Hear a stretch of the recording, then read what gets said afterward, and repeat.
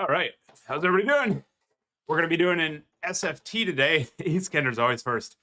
Uh, he's like the fastest gun in the clicking west. Okay, so we set up this event. We're going to be playing Slaanesh.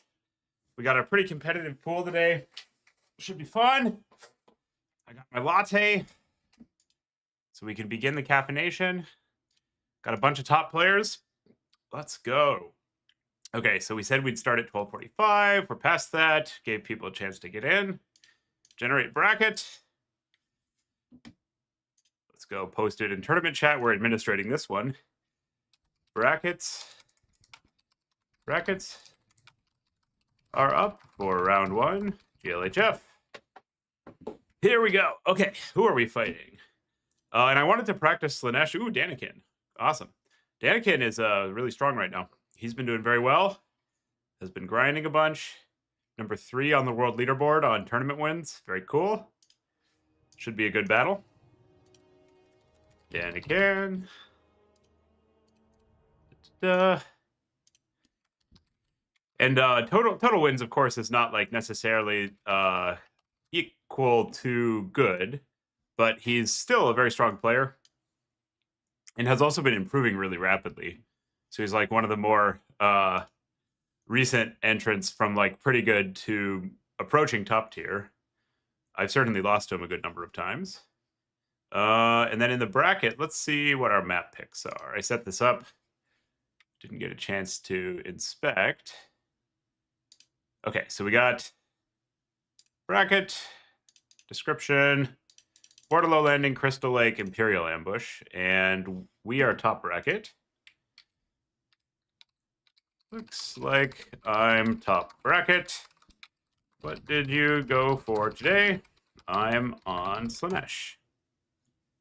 He's on Kislev. Okay, so we would like for the map to be giant and for shooting to be difficult if we're going to play against Kislev. And we do have to play a little bit around like the Kislev super blobs. Latte is fantastic. Ooh, I love my homebrewville. Let's see. Okay. What is our map choice? So we can do Bordello, Crystal Lake, Imperial Ambush, and we get to get rid of one of those. Imperial Ambush is like a pretty decent defensive map, if I recall correctly. But Crystal Lake is like, or Bordello is pretty blobby. Let's ban Bordello, I think. Yeah, I don't want the blob map. Let's ban. I also have been playing a lot on Bordello.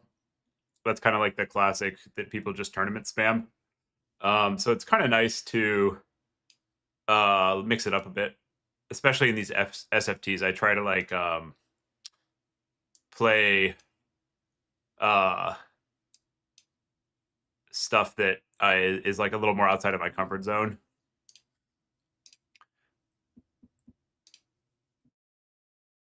Which is like always going to be a little bit more exciting and generally better practice too. Let's see what Danikin has to say. Looks like he's booting up. He's in our lobby. We're on Slaanesh. I think I have a build save for this. Let's see what we got. Slaanesh. Nothing saved. Okay, so we can... The interesting choice, I think, for Slaanesh against Kislev is, do you want to play like a cheap caster lord and try to stay away from their spells? Or do you want to play an anti-large lord and have like a little bit more ability to take down their units, but also be susceptible to the super Kislev blob? I think I like the rampage. That gives us a lot more agency. So let's give that a shot. Yeah, we'll go for a kit like this. It's kind of pricey, you know, but it hits. It's got a lot going on. And then I think I want some number of Chaos Warriors so that we can... Yeah, without Dark Elves. Dark Elves is kind of not good into Slaanesh, so we wouldn't have hated to see that, I think. How much is the Herald if we go like min kit? So if we just go like this and cut all the stuff. So we're basically paying an extra 1,300 to have a Fat Lord and a Rampage. That seems worth it, honestly. Even though the Terror is not very good against Kislev. I think the trade is on balance an acceptable one. And I don't think we want Ballet. Although it is, I mean, if you're already going deep on the pricey Lord, Ballet might be worth it. Because that's a lot of, so that's a 45-second buff.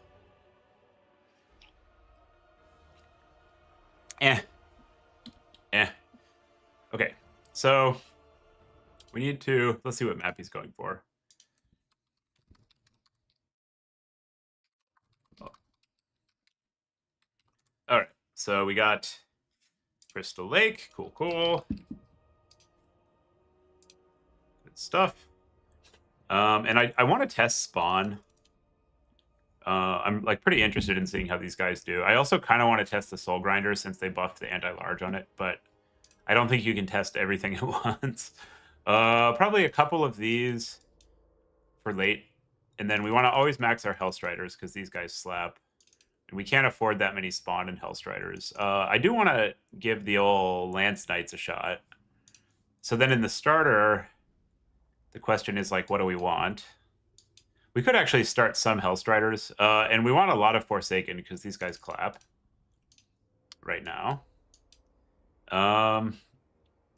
Maybe, what does the Mirror Guard passive do? It adds MD. It's probably not worth it. I really want to get some Chosen in. It's probably a mistake, but they just got, okay. We'll try some units. This is how we lose, but we'll try some units. I want to give the Chosen a shot. We'll just do one Chosen. I want to see how some of the buff stuff can perform or not. What else? These guys got buffed, but I don't think we can actually take that unit. Okay, so we need to have enough infantry that we can overrun a defensive Kislev setup. And then if he goes for like the Kislev murder ball, we probably need to just like play kind of shifty and avoid him. Because I don't think we can fight the murder ball. It seems like a very bad matchup for us. So we'll just put some of these. Oh, this actually works out. I don't love starting the horsemen, but yeah, whatever. They give us like a little bit of map agency, even though they suck at diving. They don't really have great targets, to be honest, on the Kislev roster. Let's maybe not take those. Yeah. If they had better targets, I would like it, but there's just like not a lot for them to get on top of. And the Chosen are pricey. Is this even worth it? We pay 550 and we get like a fuck ton of stats. Well, I don't think so. I don't think the Seekers are that good, Tom. We can try one. They do ensure that we won't run out of units.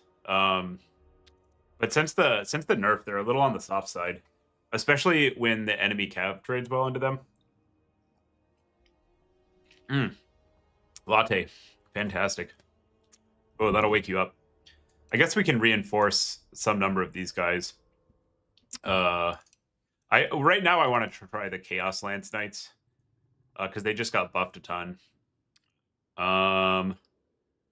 And how do we fill out our spend here? Okay, we've got max those. The Hellstriders are still fine, even though they got nerfed a bit. And then I guess we can take like a fuck it, sure, a Chariot.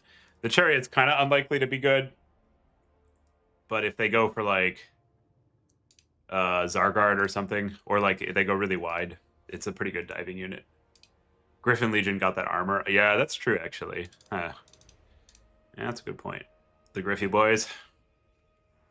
Yeah, okay. Well, I think the Griffin Legion will just absolutely dumpster this guy in like a face trade. But having like one to try to get like some shifty angles is not insane. Yeah, it's not crazy. And then we can go like, I guess we can reinforce some of these really late, and we'll try a lot of spawn because why not? All right, let's give it a shot. Fuck it. Send it. Here we go. And I'm not going like maximum effort today. We're playing off mains because we're kind of a ways off of a championship. So like I don't really play Slaanesh that well. And what I'm attempting to do is learn how to beat it by playing it. And then, you know, if I like it enough, I'll play it more. The reason I don't play Slaanesh a ton is like it's one of the best factions on the thing it's good at, which is you know, getting control of mobility and playing like a cav rush. But it's kind of one-dimensional.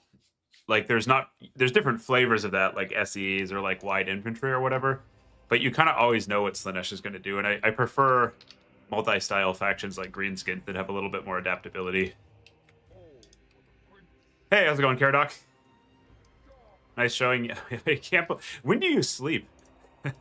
Caradoc played until like the middle of the morning yesterday at an event, and now you're here. I don't understand. Like Russians don't need to sleep or something. Here we go. I guess we'll start the Mirror Guard in the hidey hole.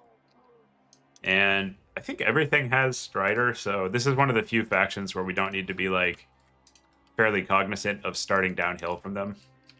And he's got a pretty large unit count actually, 13. I see. All right, let's tell Danikin we're ready to go. Ready, GLHF. This will be fun. Slaanesh is the single faction that I probably suffer the most from streaming on. Because we need to... Okay. So he's gone for Ice Guard, Kossars, and no frontline. Interesting. And then like a lot of skirms. So we can play it a little slow. And what's his caster? He's got spam. Okay. So what we do here is we send out... okay, we didn't take the skirms. That's fine. Because our Lord can counterpoke. And also, what's the speed on these guys? 92. Okay, so we can't actually chase them down that easily.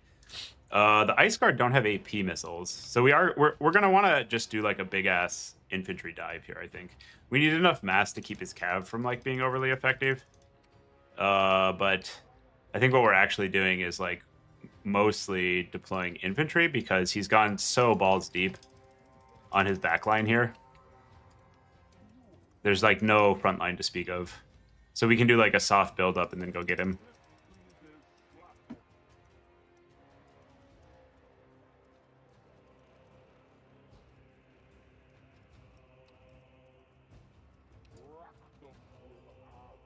We do need to be a little mindful of having like good attacking position here. Because this can easily turn into a rout. And we don't have that much time to build up because we chose to like leave our spawn. If we were playing like more of a defensive game, we would have a lot of time to get like a giant wall of fuck you. Is that a Griffin Legion? What is that in the back? But we've taken a route where he's getting damage as time passes. And so we want to... Oh, those are just Winged Lancers. Okay. You get out of there. Oh. Can we get a rampage? Nope. Run.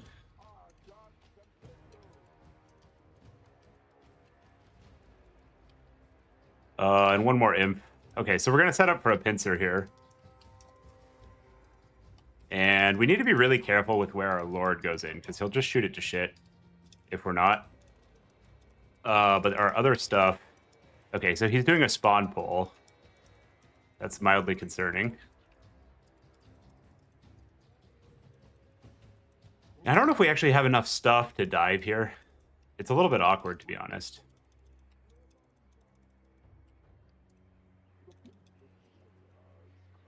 Well, let's find out. So now we're basically just summoning Cav for the rest of the game. And we want to...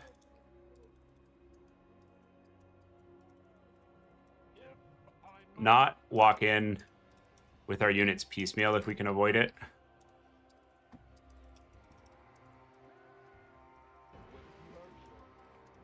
So here we go. And we're going to try to bait... Oh, shit. That was a nice play by him. We're going to try to bait if we can and get his missile units to focus our Lord. And then we'll just walk it out of range. And then we'll bring it back in later.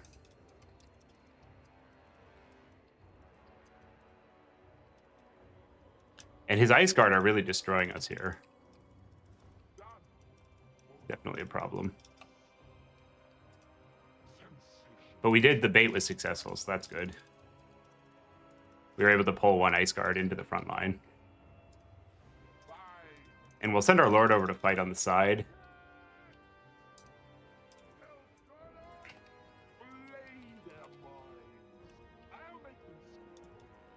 Because he can't get shots on it here. And hopefully we can push through onto his line here. And I guess we'll summon the Seeker next. You get out of there.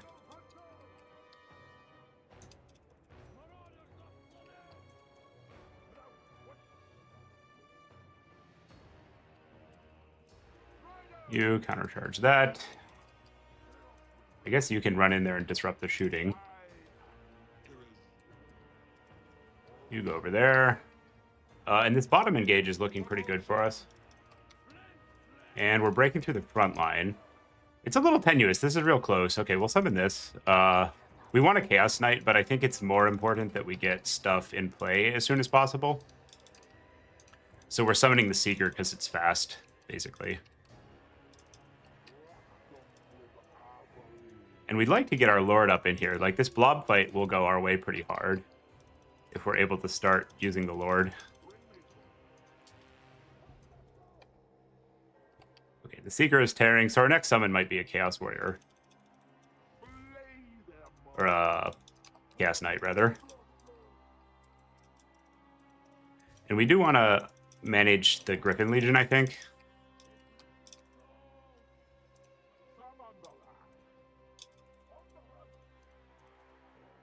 Okay, we've got these off cooldown, so these are going to be the summons. I think the face charge here is actually kind of bad, but we weren't able to avoid it. And we want to keep shutting down his missiles. We've got a little bit of a numeric advantage, so that fight's probably actually fine, despite it looking initially sketchy. And now we're starting to pull away with the game. You guys go shut down the missiles. You apply a bunch of pressure there. Okay, this looks very good. This looks very good. And I think I actually want to use an army ability on my Lord to keep it limber, if you will. Because it'll just run away with the game now, where he doesn't have like a lot of shooting left. Since he doesn't, I don't think he really has anything to contest the Lord play. Now we just need to make sure we 3-cap him. And we don't let him like get really advantageous plays with his infantry and stuff. And I would like to get some more inf out here, because he's summoning a bunch of anti-large things. Okay, let's get the Seeker out of there. You get out of there. You countercharge that, so you don't get hit in the rear. You charge those. You get in there. Okay, this looks very good. We're doing some Slaaneshing. Ooh, oof, he got a nice cast there. I'd like to get these over in the pocket if I can. We probably need to back off, actually. Even though we're very far ahead. Eventually, he'll be able to grind us out, probably, if we take too many fights close to him like this. And I'm going to wait for a Chaos Knight here.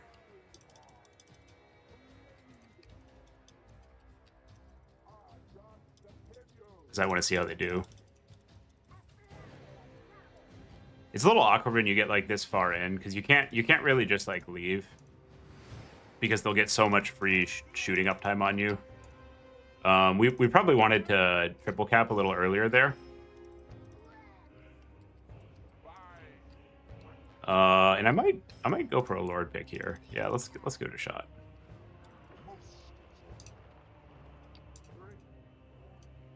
Chaos Knight, come over there. You go over there. A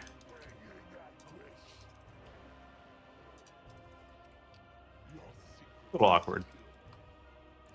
He's getting really good damage with this Khazar. But the Lord can heal a bit. It would be nice if we had like a spare cav. I guess we'll send those over after that.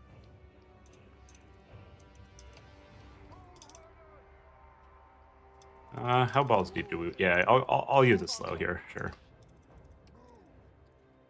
We're going balls deep. We want that MLG play. This is how you lose. Maybe.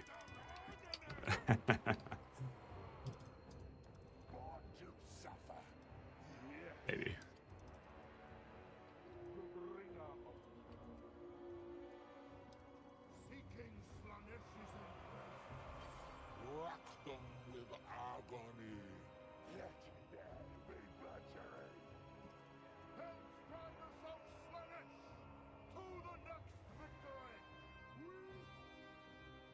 Okay, so we've at least triple capped.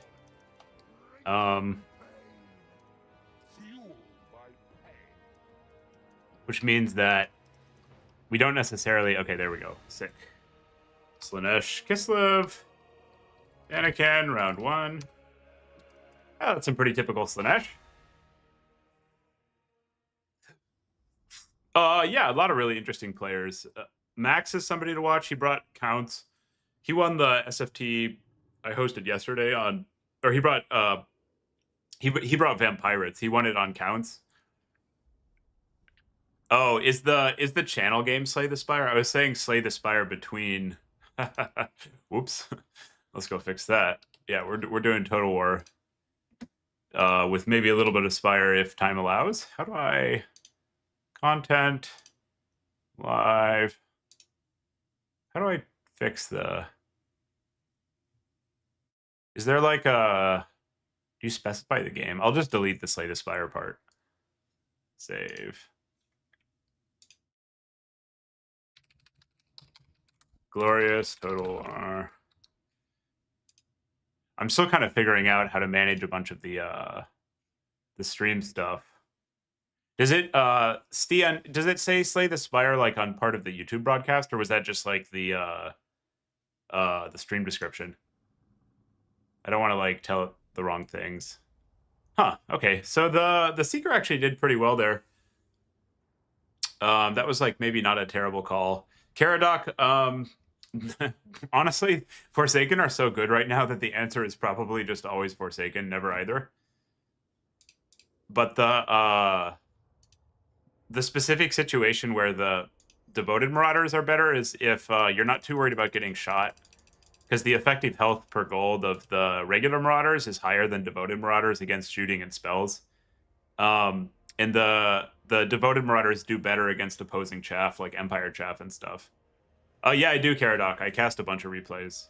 I'll most commonly cast my own, because like a lot of the casts are like a weekday night. Oh, it's the stream game. Okay, I need to figure out how to fix that. Google probably just... I was saying we'd do some Slay the Spire between rounds, and Google probably just inferred that the stream was a Slay the Spire stream, so I need to figure out how to... How does one fix the wrong game being set on the stream? Language, standard, YouTube category. Oh, game title. Total War, Warhammer 3. Cool. Save. Fixed it.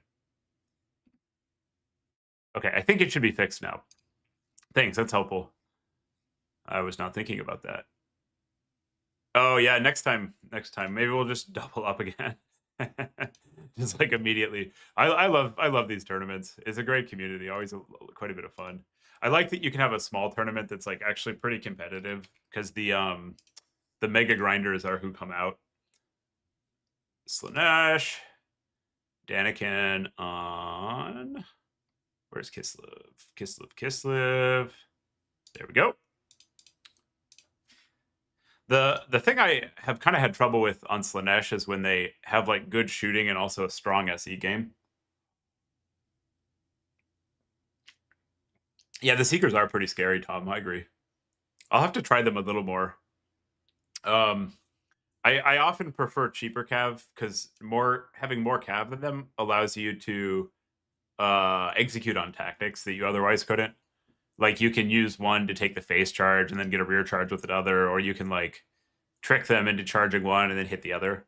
And when you just have like a small number of very squishy cav, like Seekers, getting that initial engage can be awkward. Yeah, Caradoc. I tend to agree. I like these last minute events. I'll usually host if there isn't another one that somebody posted. I also like just kind of play for fun. Like I want to have some interesting games and do some battle and work on my player skill. And what happens when there's these like giant events like Doran hosts? I feel like I need to win. I'm like, oh, there's so many people. I got to be the top dog, and so I'll like make more of it than I should. I have more fun in the small ones where I'm kind of just like, yeah, if I lose, hopefully whoever plays the semi has like some interesting stuff that we can talk about on stream.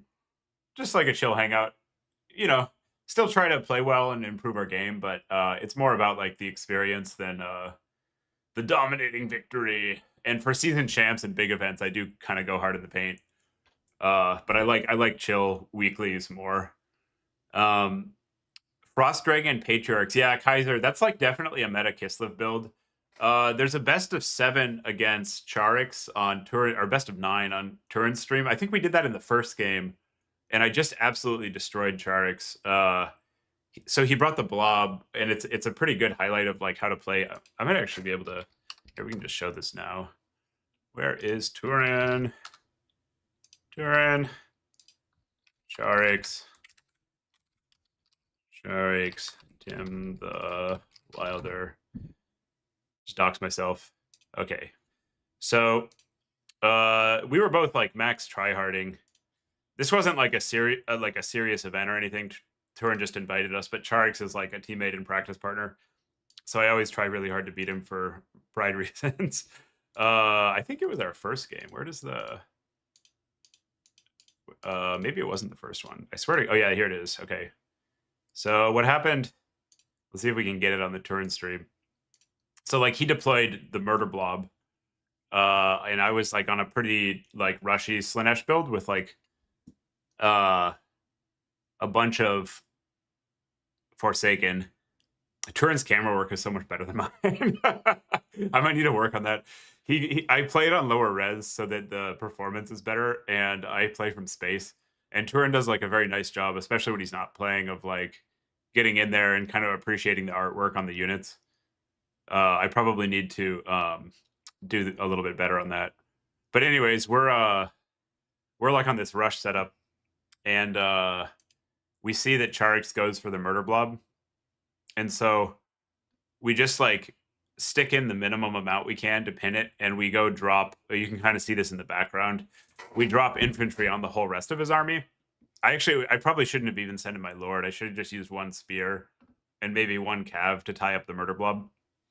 And we just absolutely dominate because let's see if the zoom in. It's kind of hard to see what's going on strategically, although you can see the Kossars are fighting Forsaken.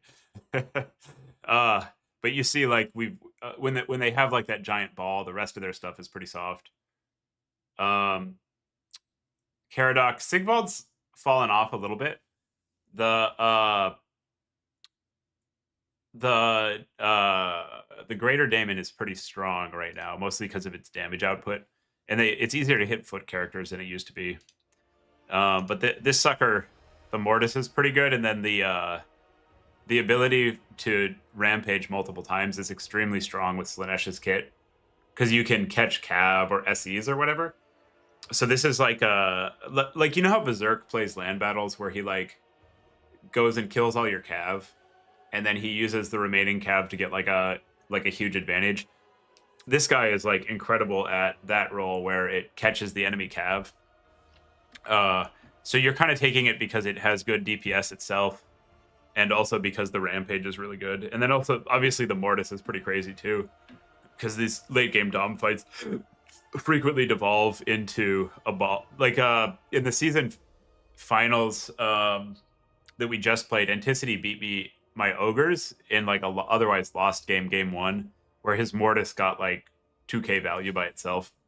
So it can really it just does a lot more than what Sigvald does, because you don't have those like land battle situations where you sit there staring at each other until Sigvald is like finally depleted of health. Fire Blood working against. Oh yeah. You're like, oh, health. Yes. Yeah, as somebody, it's completely legal. Most tournament players do it, and most casters use it. The base game camera is really hard to play competitive multiplayer with because you just like can't see what's going on. So pretty much everybody uses debug camera. I gotta update the record. Man, that latte is really good. I gotta get like a streaming latte machine that I put in here while I'm. I need to go downstairs to make more. Or alternately, get like the GoPro for you guys so we can walk through the house. Get the live stream on the go.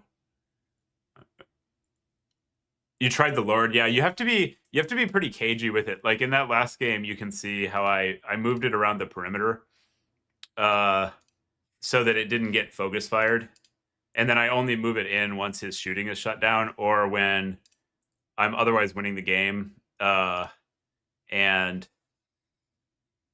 yeah, it is Max. I do have that problem. You can increase the size of the icons, but I do absolutely have that problem.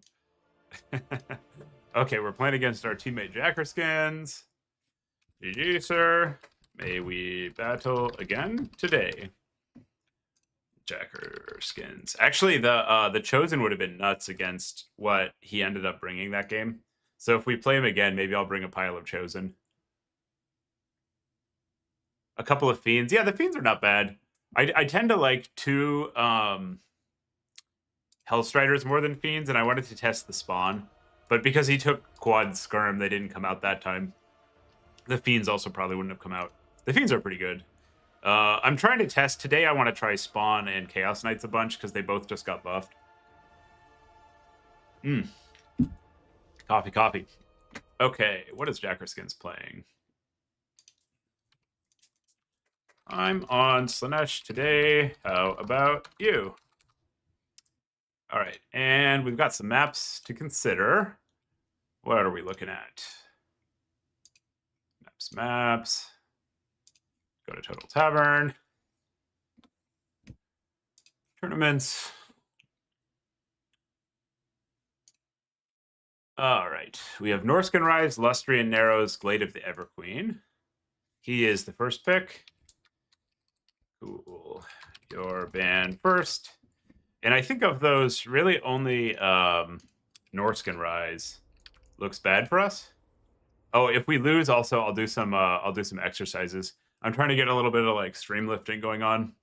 So I got my weights over here. And when we make a mistake or lose, I'll do a set. The corn ones versus Norska. Did you try them after the buffs, Caradoc? Yeah, I found them to be kind of middle, but the Slaanesh ones have, the lances specifically, have a pretty crazy kit because they have 80 charge and devastating flanker. So if they can get on anything, they just absolutely erase it. Yeah, they got a bunch of buffs. I don't know if they're good. I think that they're like fine and balanced, but this unit, it's got a pretty crazy number. It gets Strider, ITP, devastating flanker, 5 move speed, and 5% fizz resist over regulars for just 100. Which is really a lot of stuff. Yeah, they also have fizz resist, Tom. Not a lot, but you know, it's still like just additive value. Okay, so he bans Lustrian Narrows. Let's ban Norscan Rise, because that's just a shooting gallery. And Glade of the Everqueen is actually pretty solid for Slaanesh. Okay, so this is interesting. We're playing against Chorfs. Chorfs like trains. I did actually want to try the grinder after it got buffed. So probably what I'll do is like reserve a grinder. And we need some amount of skirms to make it so that they can't just like fly around and bully us. And I think I do like having an anti-large lord. I'm really tempted to bring a bunch of spawn. Just because I want to see how they do. I'm not so sure they're good. The Chorf's frontline is interesting because they can bring like these hyper elite infantry if they want. And I don't think any of our inf is that good against the ultra elites on the Chorf side. So maybe what we want to do is bring Pit. So we've got something for that. We could also try like I I kind of like a passive spam setup. Let's try that. So we go just shards, and our intent is to spam this undercast. I guess we could also go lash and acquiesce. Yeah, let's try that. They just buffed lash. I wonder if we can get away with only lash. Probably not. But we're just trying to proc our lore passive a bunch. And then we need a plan. So the Soul Grinder should really fuck up trains and Chorf SEs. So then the question is, what's our infantry composition here? And I kind of like... Let's try some Chosen. I'm just never going to try this unit out if I don't just force it at some point. And I also kind of want to give the Hellflayers a shot here so that we have something for their infantry. And then we need to round this out. I guess we get a perfect spend if we just do this, so it can't possibly be wrong. Oh, this is awkward. So we can't afford our good cav and our fun things that we want to test. That's a problem. I don't think the Seekers do well into trains, actually. I've tested that. So maybe we don't play those this time. And we go for, like... I really want to get some number of spawn in here. Just because I'm, like, dying to know how they do. Yeah, let's try this. So we'll do a soft build-up. We'll use the Horsemen to have, like, a small amount of map pressure. And then we'll just go out and try to plow through them with our roided-up front line. Could work. I was going to say should work. Let's say could work. And I think we can probably SE duel pretty effectively here. A Deathcaster is maybe a bit of an issue for us. I think the way this Rampage works, though, we can Rampage... I think we can Rampage a Flyer. So if he gets, like, too close, we can just knock him out of the sky and Seal Club him. Yeah, let's try it. Seems like it could work. Taking the Slaanesh Lances on walk, I kind of like that. They just seem so powerful. It's a little bit difficult to get the rear charges when you haven't already won the game. Like, at the point where you've got a Chaos Knight rear charging stuff, you've probably already kind of done work on them.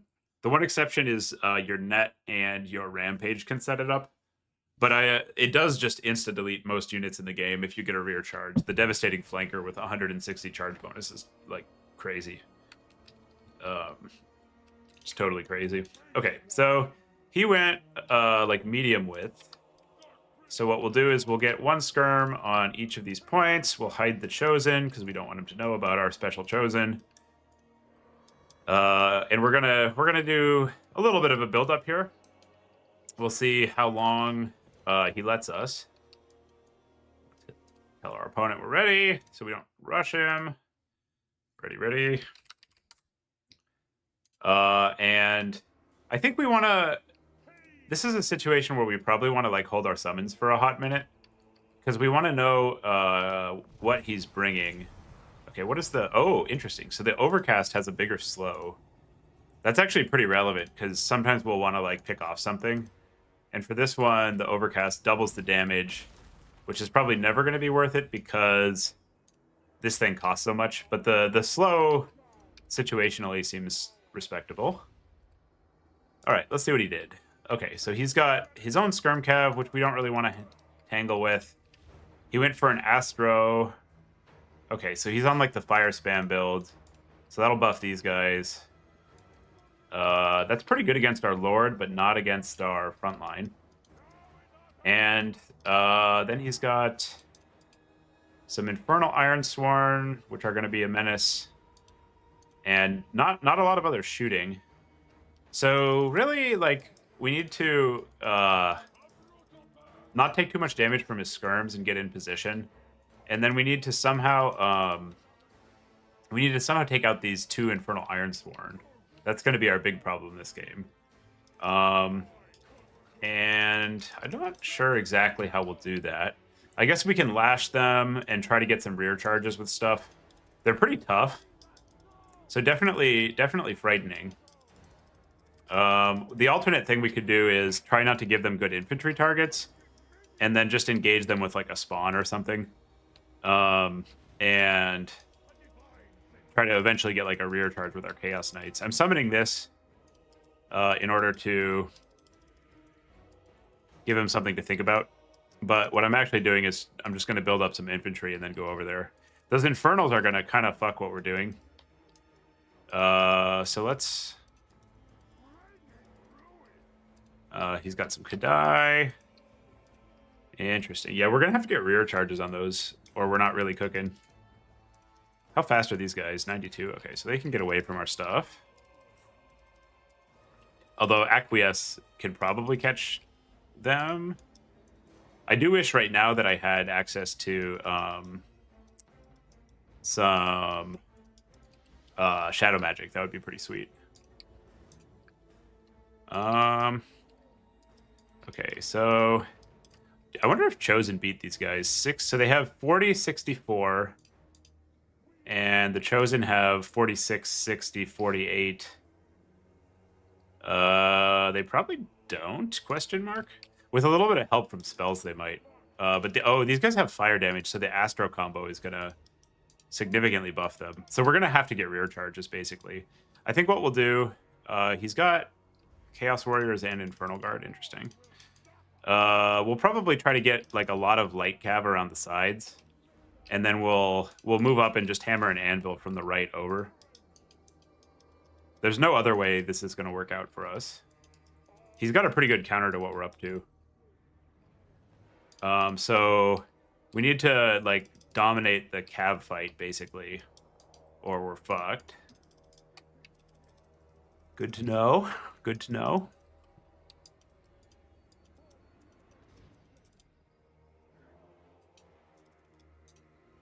Okay, we'll start moving up on the right because we don't have like infinite time here. What's his spell kit? Oh, he's got the wind. Oh god.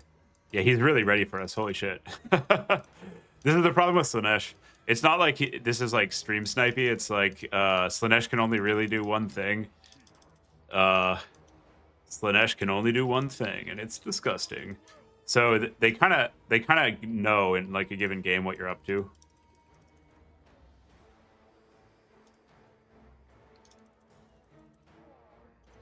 We're just trying to draw some attention while we dance around. And that's a train, okay. And we don't actually want to engage in the losing fights. Oh shit, oh shit. Speaking of. Oh god, we're gonna get a big hellhammer on us here.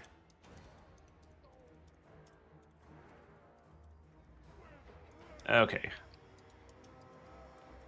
Oh, he cast it there, that's interesting.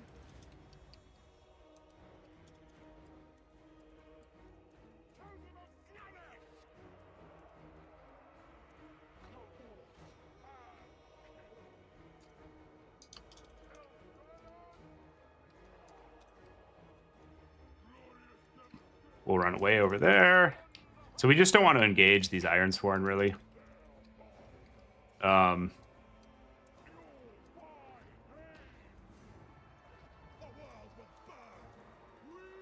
that's the... Oh, shit. That's the melee guys. Yikes. Or the shooty guys. So we'll try to get a rampage. I'm gonna charge the elite infantry with these just to tie them up for a second.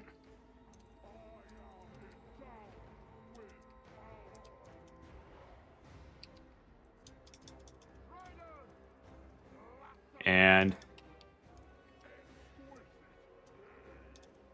we'll get our Mortis in there and try to take this mobility fight. Okay, so now we run.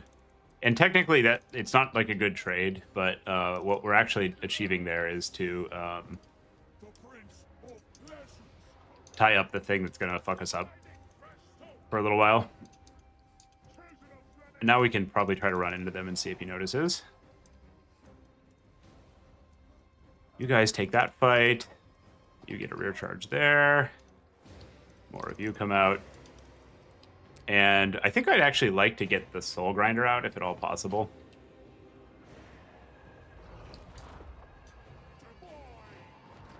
The Granite guy is not breaking is the problem. Because our lord can't hang here. That's a big problem.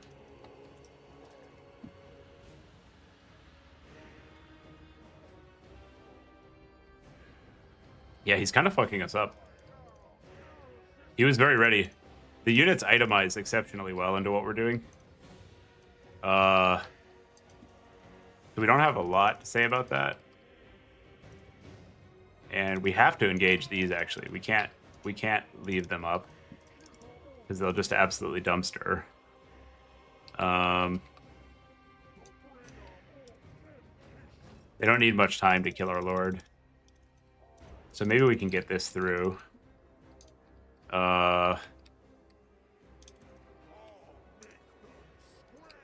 it looks a little bit bad, honestly. Because we don't have the time to wait for the big summon. I think part of the issue here is that like our choice of frontline doesn't trade well into the chore frontline. So we'll have to reconsider this. He's definitely cooked us this game. If we play him again later in the tournament, we're gonna have to take a look at that. Because the elites plus the Kadai kind of dumpsters what we're up to. Maybe chariots. I'm not actually totally sure. That map was a little awkward because he's got a good shooting position to fall back on. And he was able to get the fight like in kind of like a choky portion of the map. Yeah, this will cook us. I like his build. That's pretty sweet. Slaanesh, round 2. Slaanesh, Chorf, Jacker. I wonder, yeah, what do we do about that, chat? The our infantry was no good, that's for sure. Chariots, yeah, I could see chariots working here. I wonder, the infernals are just so tough. And we don't have any poke for them, so they're like a pretty safe pick into the Forsaken are very bad here, I think. That was part of our issue because there's no good targets on the whole roster for them. At least with what he's doing. So I think we need spells that play better into heavy infantry. And we can probably index a little bit less into like hard countering his blob. Because like we will just feast on the Iron Sworn with like a pit or a bombardment or something. And then some combination of like fiends or chariots or something. Demonet, no, because the grenades will one-shot the demonettes. And the Chorf elite infantry is actually really well statted against demons. Because they've got high MD, high health, and then they have magic. So they'll just absolutely carve through demonettes for sure. The main question is like, no, Seekers are not banned, just nerfed. I'm trying other units today, but yeah, maybe I should be running more Seekers. A rear charge from the Seekers will definitely do it, but you have to get into a position where you're able to execute that. I think that map also, maybe I should avoid maps that are that small. It's got a lot of shooting obstruction, but because the points are so close together, the like super slow stuff does work. So yeah, we'll have to think on that one. I haven't played that much Slaanesh this season, so I don't know what you're like supposed to do. Oh no, this is Chaos Dwarfs. They also, I think they just buffed the Kadai Fireborn. Yeah, Pit and Melkoth makes a lot of sense to me. I'm curious. I should tell Jacker GG. I got distracted. GG will play. That build seems like it probably hard counters what I'm doing. Let's try a couple unit tests. I think we can probably... Well, so the first thing I want to see is, does Slicing Shards get it done? And then I want to see how Fiends and Chariots do just face charging those guys. Chaos Dwarfs. I'll just grab you. We'll get the AI. This synergy is really nice, honestly.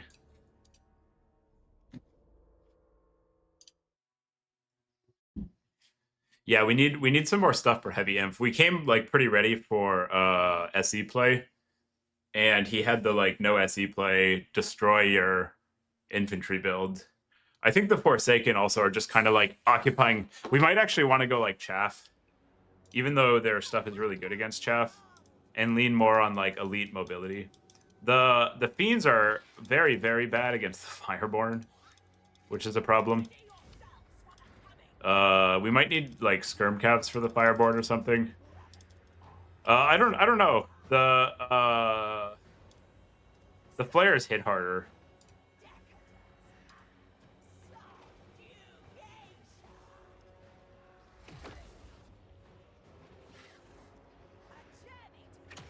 The chores are pretty heavy. So the chariots don't actually hit that hard. That's interesting.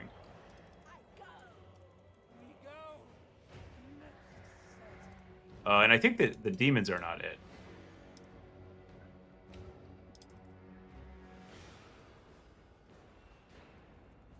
Definitely not it. Oh, Jesus. This is why I like multi-dimensional factions. Like greenskins, even if they're like weaker than Slaanesh. I like that your opponent has to respect that you can do more than one thing. And then also that you have like tools to do more than one thing. Yeah, this seems not good. I wonder what else. They're so tough. Did they increase the radius of this thing? That's a pretty big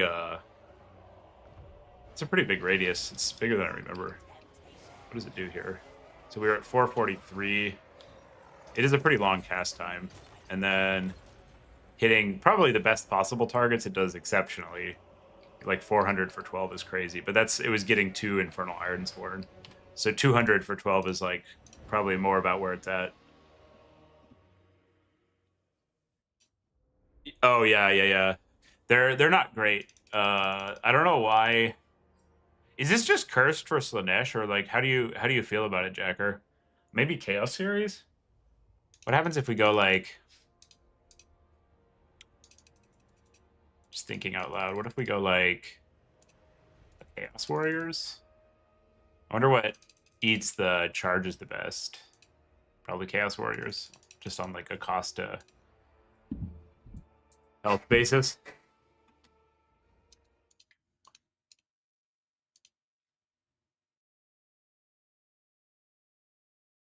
Yeah, it does seem like a pretty sick Chorf build. Maybe our game plan is hope to dodge. Okay, we still got 2 people playing, so we're not holding up the event. It's interesting if like just the unit Infernal Ironsworn Slaanesh can't deal with. That would be pretty funny. All right, so what happens if we do this? So we go in, and we try to time the landings to prevent the grenades from getting tossed. I don't think the grenades can shoot air, can they? So we get partway in range, then we dive. Oh god, the AI is derping. And whatever, let's just see what happens. So this is about an equivalent amount of gold. And I think the MD on the Chorfelies is too high. Yeah, the Fireborn seem pretty crazy. The Heartseekers beat them? That's interesting. Heartseekers are so fragile, though.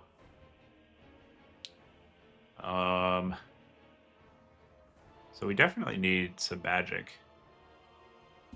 Interesting. Yeah, so that's definitely... I wonder if Chosen do okay just straight up. Probably not. But we can give it a shot. Like, I wasn't taking the exchange that game because I thought it wouldn't work out. But it might be fine. We'll try one of each and just send them. Astro's gonna fuck with the test a little bit, but whatever. I also want to see how Pit and Pendulum do.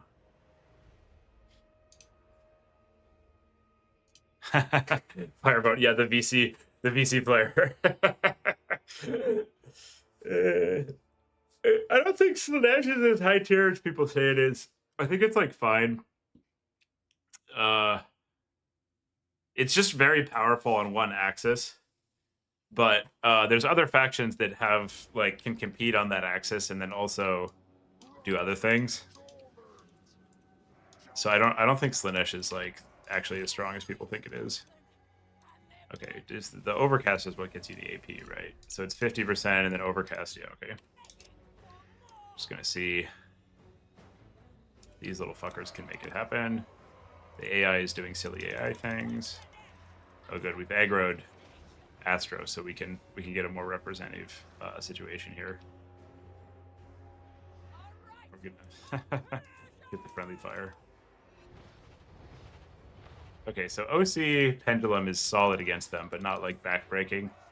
16 for 339 is respectable. And then let's just see how the Chosen do. Run away from Astro. Astro's fast as shit. How fast is this guy? Oh, he must have a good charge, because he's keeping up with a faster unit. That's pretty funny. His his charge speed is good, I guess. So these guys bounce off each other. I wonder who actually wins. This is like the Dirtle mirror of the century. I think the Chorfs do, if they have the fire buffs. How does Pit do? 339 was our starting, and our ending was 763. So Pit's pretty good. That's also a situation where the overcast is probably worth it, actually. I think it scales about cost effectively. Yeah, Ent is just really good. And we'll do... The funny thing is, like, he's doing that, and then he's, like, completely trolling with other builds and still winning. And people are like, oh my god, Slaanesh is OP, because the best player who plays fully professionally with it is able to win games with it. It's like, I don't know. I think you just gotta respect the commitment to practice in the skill level event and say he could probably do that with Cathay, if he really wanted to.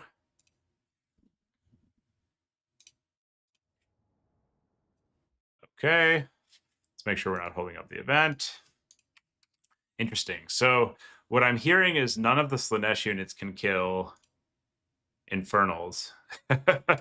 And we need Projacker skins to lose to someone else. Oh, Danikin, yeah, let's get him. Punch him in the legs, yeah. I might need to start hosting on Shalong because it does a better job with some stuff like not repairing. That's pretty funny. Oh, poor Danikin. Okay, well, let's fuck him up. Looks like we're up again, boss. The old Total Tavern. I guess, is there a pairing we can do the switcheroo on? Has anybody else? The Meaty Dangler. Who did you play Meaty Dangler? Meaty Dangler, Big H. Okay, so he hasn't had a repeat. Daceberg and Dark Horse has not had a repeat. And Max and Jack. Max. Yeah, so we're the only repeat. So there's no way to fix it. Looks like we're the only repeat, so I don't have a clean fix. Glorious redemption arc time. Cool. That's fine. We're just playing for fun. I actually don't mind getting some reps on the Kislev setup. And this is a 3-rounder, so whoever wins this one is into top 4. We're playing for the marbles. And I think it's his band first. We've got Blazing Ramparts, Brave Valley, Haunted Vale.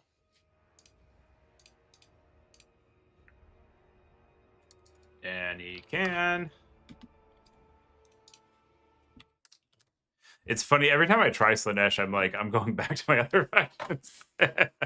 I don't like that the like kind of linear things. You get into situations where like it's more about the builds than about gameplay. And I like Greenskin's ability to like if you want, you can give up a bit of raw power in order to get interaction and guarantee that you get to play a game.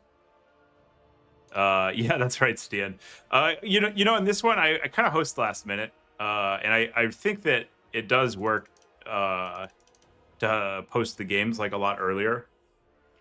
But I just wanted to battle, you know. I'm just here to get some reps in. I kind of want to try. I wonder how cost effective the chariot is. I kind of want to try this guy. Maybe with the rampage? Question mark. Yeah, we can give it a shot. Is this good? A 15% AoE slow. That doesn't seem that good. Let's not do that. And then we go like, I guess a pit caster with Rod of. I wanted to try Rod of Torment. The internal entourage, interesting. Yeah, let's give it a shot. I'll try that. Okay, so we should get our map bans out of the way, and then we should figure out what we're doing. Blazing Ramparts, Brave Alley, Haunted Vale. He bans Brave Alley. So this one is a good defensive. This is like a crazy good defensive map. Because you can sit in your spawn up the hill. And then Haunted Vale is a little more balanced, if I recall. Yeah. Oh, shit. No, this is actually a really good defensive map, too. Shit. I guess we'll play... Let's play... Blazing... Huh. So Haunted Vale, I at least can take a point pretty safely and build up.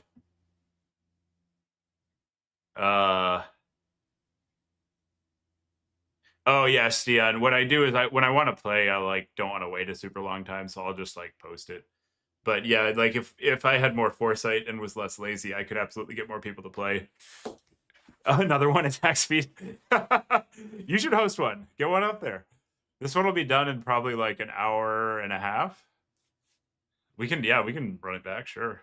I'm thirsty to not play Slaanesh. I keep talking about I want a more multi-dimensional. And I'm like, oh, beastmen, oh, Toon Kings. Okay, so let's try Blazing Ramparts because it's bigger, question mark. Haunted Vale, the problem is, no, let's play Haunted Vale, sure, fuck it. Let's play Haunted Vale. He can kind of box up in his save point, but I can also go out and capture a point pretty early. So there's like a little counterplay at least. I'm also tempted by the Slaanesh War Shrine caster. I sort of want to give this guy a shot. And then we go like Soul Feeder. He's pricey, but he does a lot. Oh, so we can't do this and load up on Chosen. That's too deep. The best melee only. Yeah. Wood Elves is actually very good. I am a Wood Elves main. I don't feel the need to practice Wood Elves a ton because I kind of know how to win with them. And right, it's mid-season, so you want to like increase your range, do some stuff you're bad at, figure some things out that you might not have figured out. I am tempted by the Rar Chariot because he has shown us a proclivity to play too much infantry. But it also might suck. Is this unit okay? I think it's okay. I feel like this is probably just worse than the Chaos Knights, though, because they do similar things to infantry. But the Chaos Knights can bully enemy cav also. Yeah. So we'll go for 1 Chozone, 2 Chozone. Some Chaos Warriors. If he's gonna like take these crazy heavy on shooting builds, we really want to load up on melee stuff. The chariots suck attack speed. Interesting, that's good to know. I wonder if this caster kit is ass. It's spending a lot of gold for like a little bit of stuff. I guess we don't really want Pit here. It's powerful, but if we're doing the Mortis caster, we wanna spam. So we'll go. I wanna try this stuff. So we'll give it a shot. I'm not really too concerned about losing. If we lose, we lose. Then we'll just cast. And if he goes SE Ball, we don't have a lot of counterplay. I guess we'll need to just try to kill the other things, and it'll maybe be fine. And it maybe won't be. Do we want any abilities on this guy? I feel like none of these abilities are that good. Attack speed. Do you think the war shrine is terrible? He's just gonna shoot it. Is that what you're trying to tell me? Yeah. Yeah, this is like a very pricey version of just having fine. Well, boring. This is like an extremely expensive version of just having the good lord. Actually, how much? We're not paying that much more. The thing is that this is much harder to kill with missiles. Yeah, I'm doing it. We're gonna try the fun thing, chat, because we can. Yeah. And I think I want to try the chariot lord. And the rapier probably is not worth it.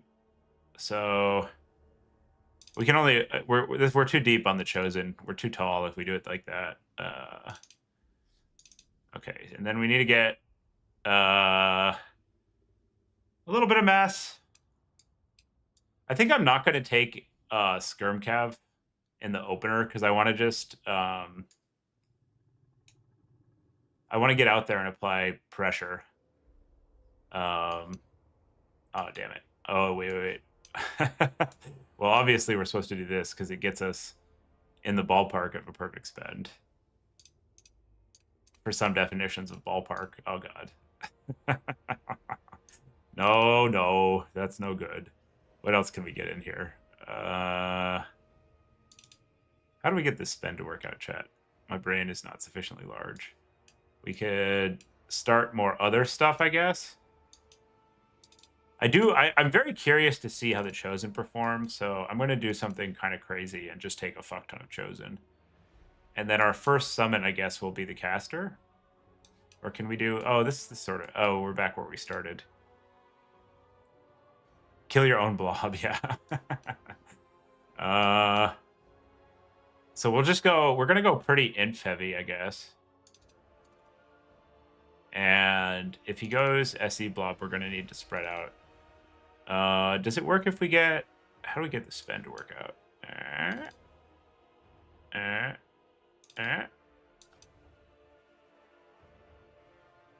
Yeah, I'm so triggered. Okay. There we go. Chevron chosen. Beautiful. And I think probably we're not taking the internal entourage here because the pile of chosen is making us so tall that we need to have more bodies. And so we will take more bodies.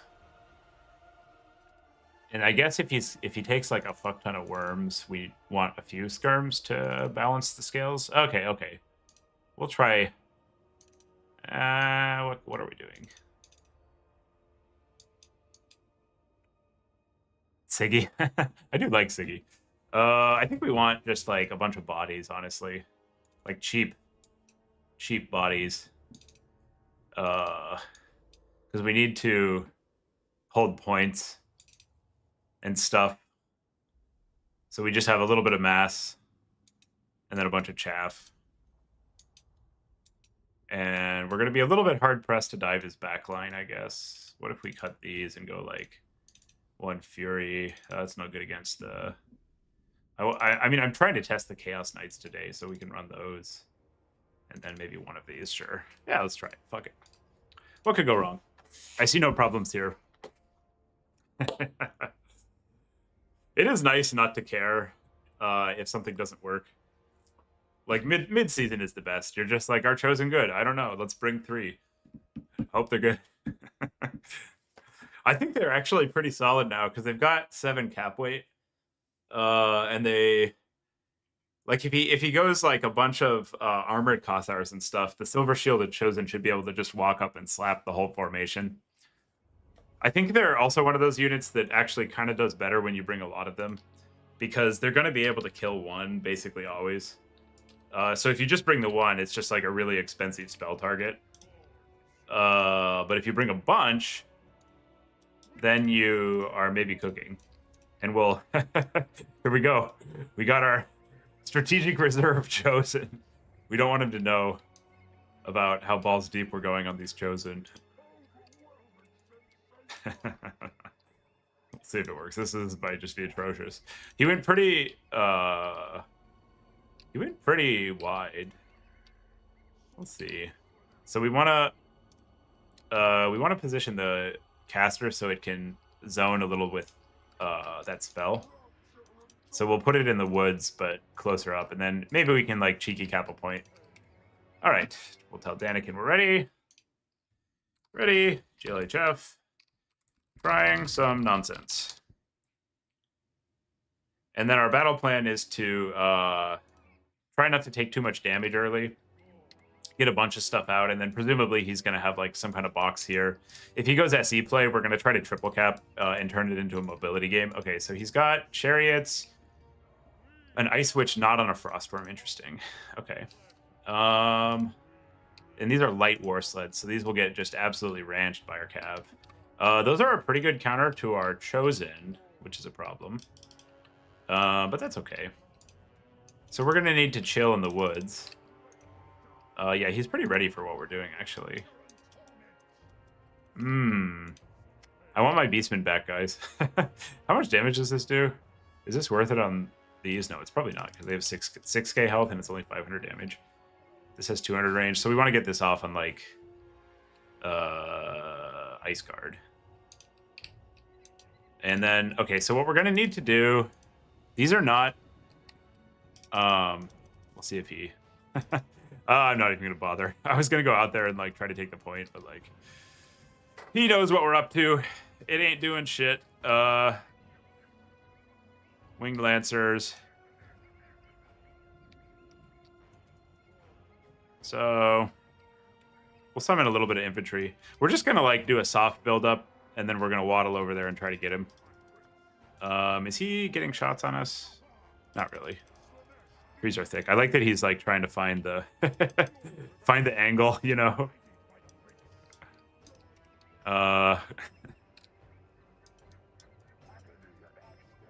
Okay, so he's centering it up to defend better. So we're gonna do like a pincer where we come in like this, and hopefully that works. We'll see. What's he got here? I don't think those are actually gonna do that much damage to our armored shit. And he doesn't... Oh, he has Death Frost. Fuck, fuck, fuck, run away. We don't want that. We don't want that smoke. So we'll summon a couple more infantry, and then we'll go. Actually, I'm going to start. Man, I don't have anything to catch.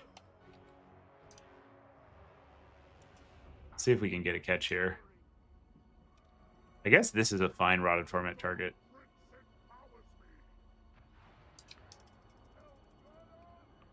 It's, like, not great, but it's acceptable.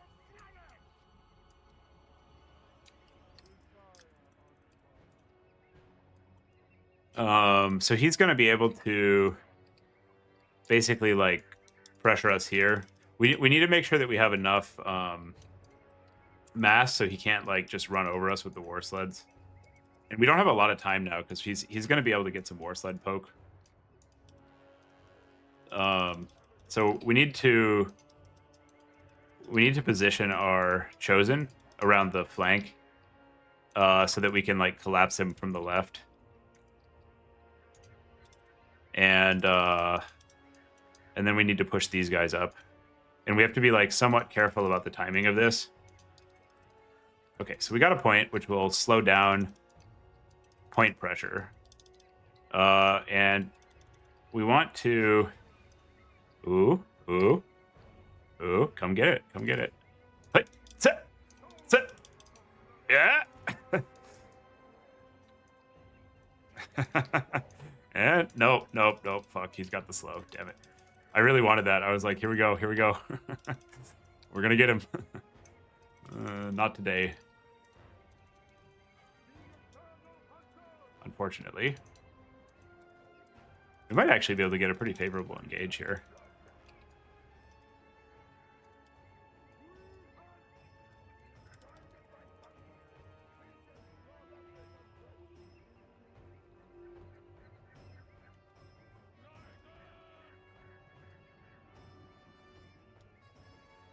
Oh.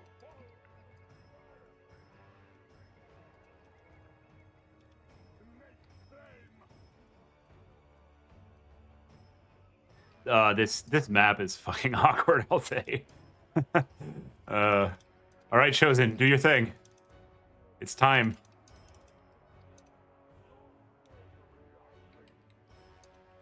Our Lord's going to try to disrupt the back line. And we need to avoid getting clapped.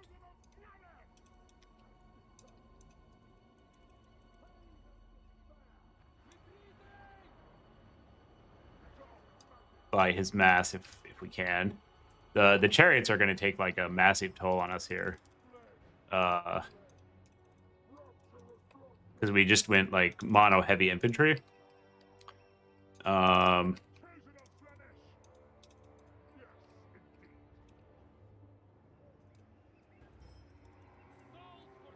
the Chosen are pretty sticky, at least. So there's that. And they are also difficult to shoot, at least. So, like, his gun spam does not necessarily work.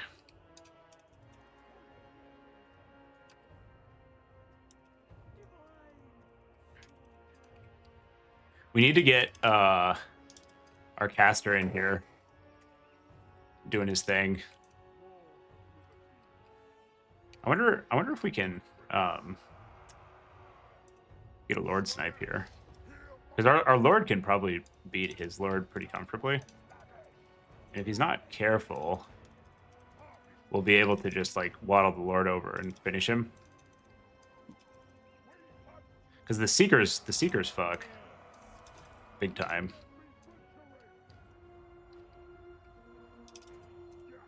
Ah, oh, damn. No dice. They also get fucked. It's a two-way street.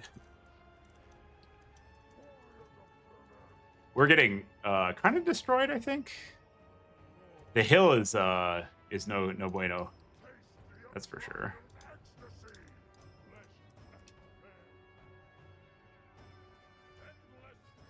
I'd like to isolate these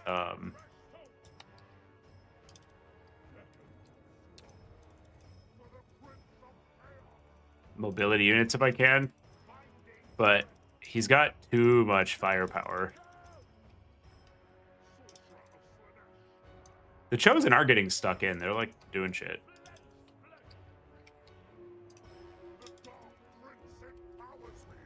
I guess I need to like get a Chaos Knight or something. I'm not sure.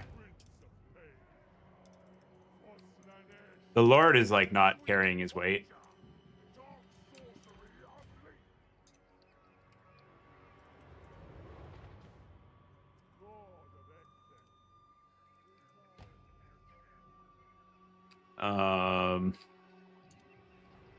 Wonder if we could just mortis him out. That would be cool. Fuck, I need something that can handle these guys. The Winged Lancers are just eating my lunch. Absolutely feasting.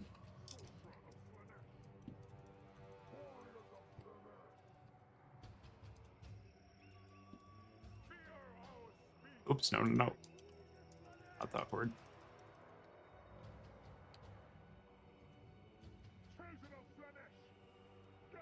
All right, Lord needs to get out. You get that. You get in there to support. Lord, you run away.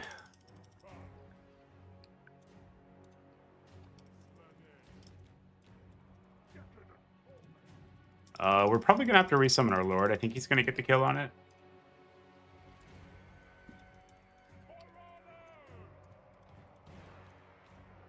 Fortunately, the units that we have are like moderately high leadership.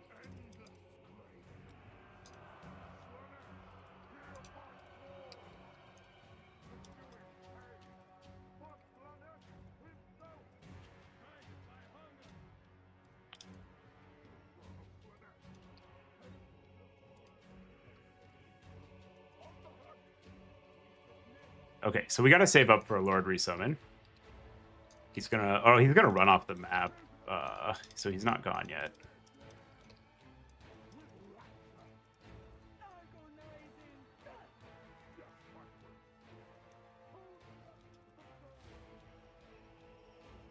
And the retreating lord, I will actually get rid of the debuff at some point. So I might want to just keep the pressure up here.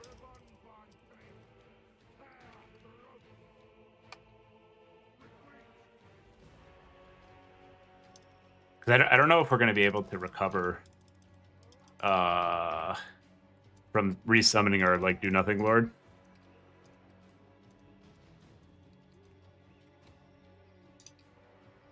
Yeah, it's probably too weak. So we need to fight. All right, we got to do another event. I'll cast the top 4, and then I'll play not Slaanesh. I'm very curious to see how the Chosen did this game, actually. They're still, like, all alive, which is cool.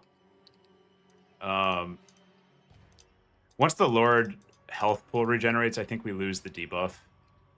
I'll send you after that, sure.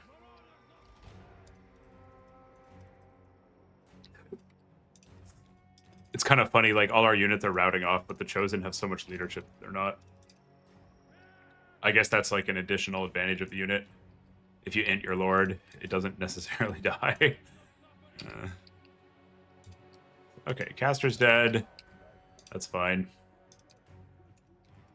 You guys go over there. And yeah, I think we're summoning these at this point in the game. Even if they're not, like, the absolute strongest unit. Just because they're fast. Not expensive. It's interesting. I wonder how we got so far behind, because we've done more damage. Maybe it's like doing the thing where it doesn't credit some of his non-AP missiles. I guess a lot of things routed off. Perhaps that's what we're observing here.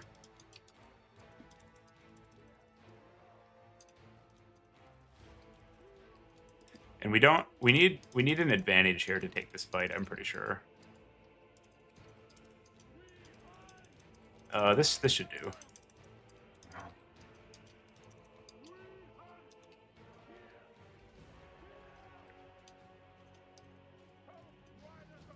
Well, nope. We had to take that though, because enough gold is trading off and enough points are trading off that if we don't fight, we'll just lose on the endgame points. But I think we get edged out here pretty comfortably.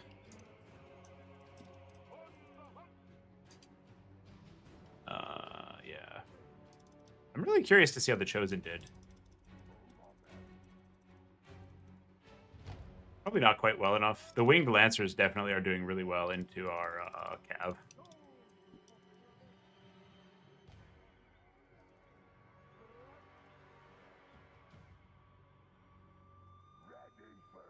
Yeah, we're so cooked, chat. We're so cooked.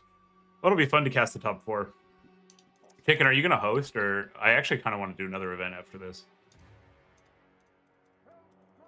It's kind of funny. Every once in a while, I'll do like a Slaanesh check. I'm like, do I like playing this faction? And I'm always like, no. I don't like playing this faction. Too little agency. Especially against like really strong tournament players on their mains. Because it was such a boogeyman for a while, everybody kind of has like a solid, here's how I'm going to beat Slaanesh plan. Normally I just concede here, but I want to see how the Chosen did. Actually, I guess the Chosen are almost dead. Yeah, we can pack it in. That was a good game.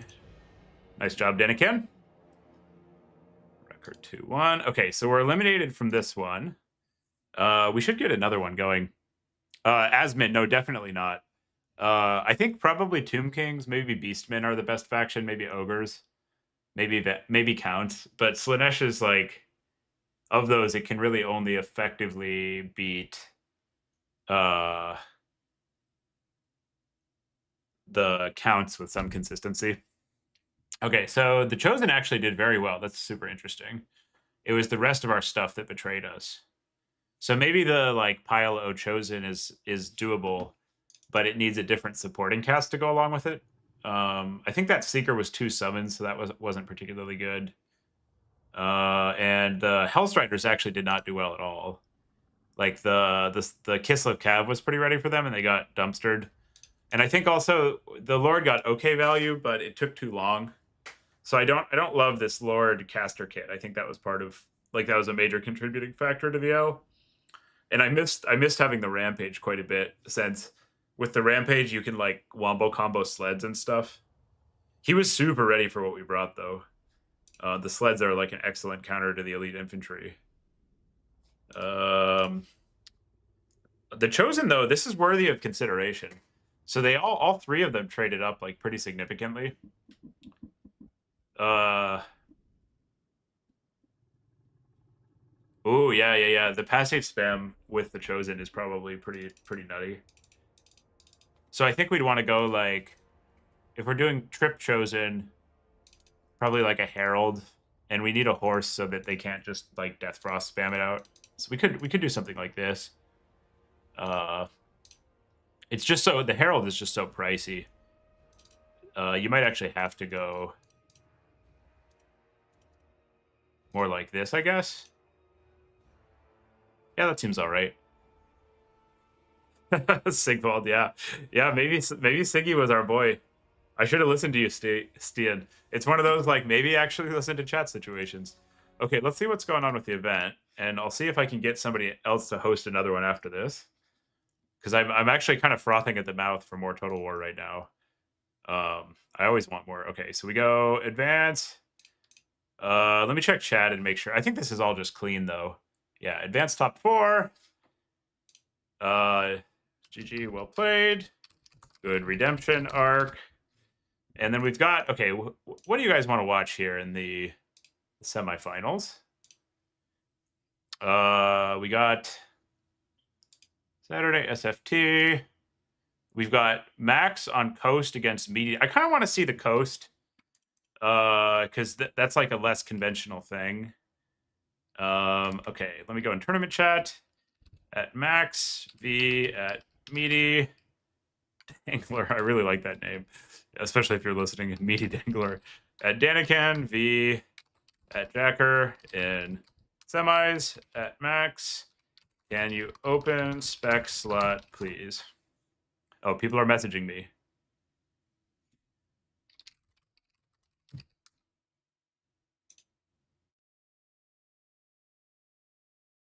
Oh, Max has to go to bed. Okay. So, yeah, sure. Who is the next person? Probably not us. Tournaments. SFT top 4. We need to bump whoever is next on tie breaks up. Who is next on tie breaks? Oh, it's me. Yeah. Oh, it's me. Great. Nice. All right, everybody. That's how you top 4 tournament on a 1-2 record. Let's go. Okay, now we got to win this thing. We got to lock in. Who are we playing? So, it feels bad. I feel like I don't deserve this. The Meaty Dangler. All right. Let's give it a shot. Oh, this might actually be like as Zinch chose, because Daniken can eliminate the Chorse for me. Oh, fuck yeah. And then I can attack speed. You gotta get an event up. I can't multitask. You gotta host one in like 45 minutes to an hour. Oh yeah, we rigged it all. I actually just told Max I'd pay him $200. You guys might not have known about this, but I'm super rich, so most of my victories are actually bribes. It's a really effective. Total War players will go for like a very low price in most situations, except for finals of major championships when the pride outweighs the bribe.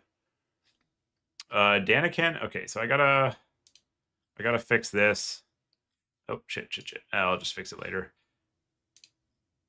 At Meaty Dangler Max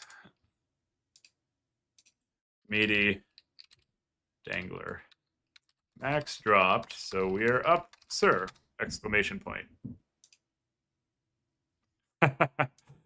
Yeah, this is perfect. Then we can get our redemption arc against Kislev. You don't. Oh, you don't have hosting attack speed. Also, I don't know if we'll get enough turnout if we just like host an hour from now. I might do some quick battles or like a show match or something. Yeah. I should have tried to bribe Ant, but he wanted too much, so I couldn't. It's unfortunate. All right, we're playing Mr. Meaty Dangles. Meaty Dangler. All caps.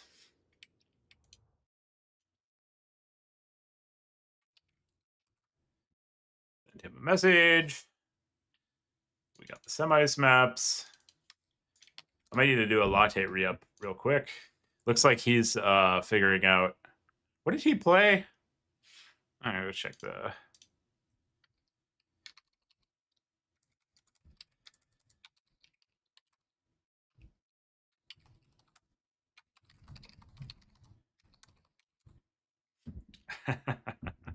Our opponent is not happy that he's fighting Slaanesh.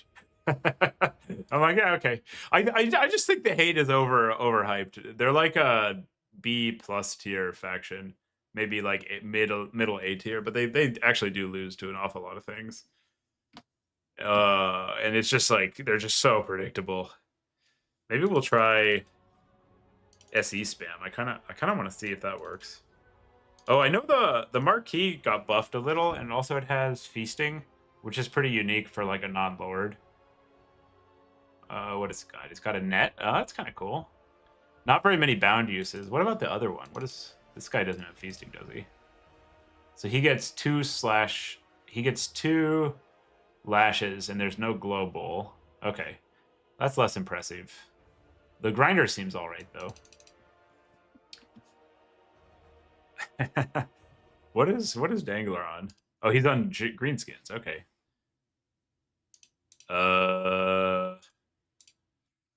Who is bracket?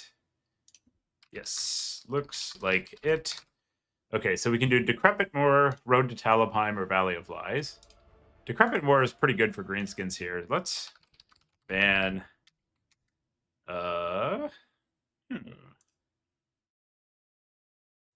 Because they have a good save point. Let's ban Decrepit Moor. All good. He was apologizing about prematurely specifying his pick, which is fine. Okay, so against greenskins, we want some Chaos Furies to tilt the Cav fight. And I think that'll do. We can also do some viewer games after this one. I think I have a greenskins build saved. Slaanesh. Yeah, you can get it that way, attack speed. My suspicion, if we were to host like right now, we probably wouldn't get the turnout since people just played a couple back-to-backs. I don't have a save build, so let's put this together. I kind of want to like punch through the front line and get on the archers. So I sort of like something like this here. And then maybe Melkoth's and then we can go a bunch of shielded Chaos Warriors for the front line, probably. Seems fine. And a bunch of Cav. Actually, I kind of remember greenskins having trouble against a bunch of spawn. That's given me some trouble in the past when I've been playing greenskins. So let's give that a shot. Unit just got buffed. It'll be fun to give it a little play. The other things greenskins can have some trouble against is the mass skirm cab opens. Where you like use the skirm cab to exert some mobility control. Yeah, I actually kind of like that idea. Oh. Nah. Let's play a melee game. I've been playing the infinite skirm cav too much, so I understand how to do that and win with it really well. I need to get like a little more comfortable on melee rushes, I think. you want to like get outside your comfort zone as much as you can when you're not actually playing for the marbles. So maybe we don't even take Melkoths. And that opens up some cap space for other stuff. Yeah.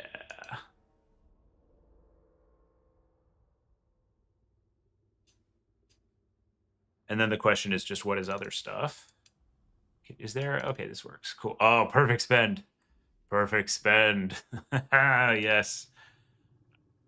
We're gonna try just pendulum. And then a bunch of Forsaken, because Forsaken are crazy. And maybe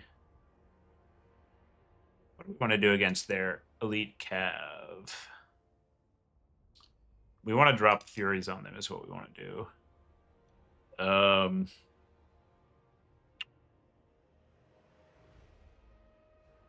And we can't go too tall on the spawn because they're pretty shootable. But although I guess our game plan here is like we run in there and we punch a hole with the spawn or with the pendulum, and then we kind of get on through onto the back line. So I think we commit to that plan and see how it is. We could also, because we're dependent on pendulum, we can take arcane so that we have more earlier. That seems kind of palatable. And then I don't hate trying an eternal. And then we can do like one. Yeah. Oh, it can't possibly be wrong. All right. Okay, we're playing on road to Telepime. We got a perfect spend. There's no flaws here. Against their late game, some spears are probably decent, but I want to try Chaos Furies and Cav. Okay. This one's for the semifinals. I'm going to make a quick latte. Be right back. See you all in about 2 minutes. My opponent's building, so we've got a brief reprieve here.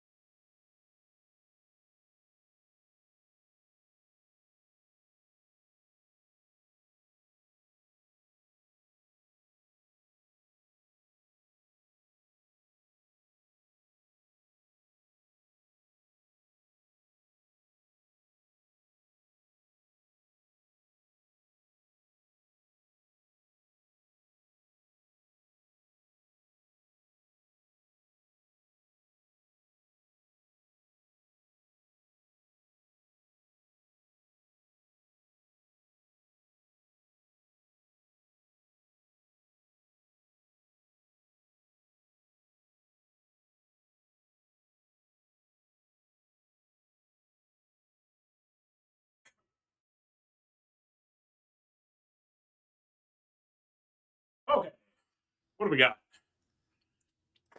Perfect build is perfect. We got our latte. Here we go. Oh, Tom, you don't like the entourage?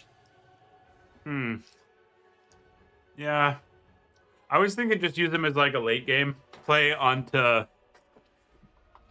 their cav, but you know what? We could probably do like another Fury and some light cav instead. Sure.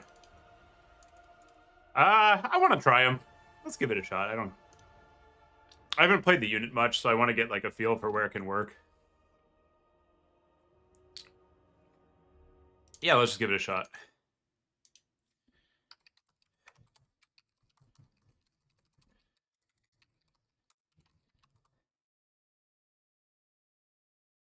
Okay. Here we go.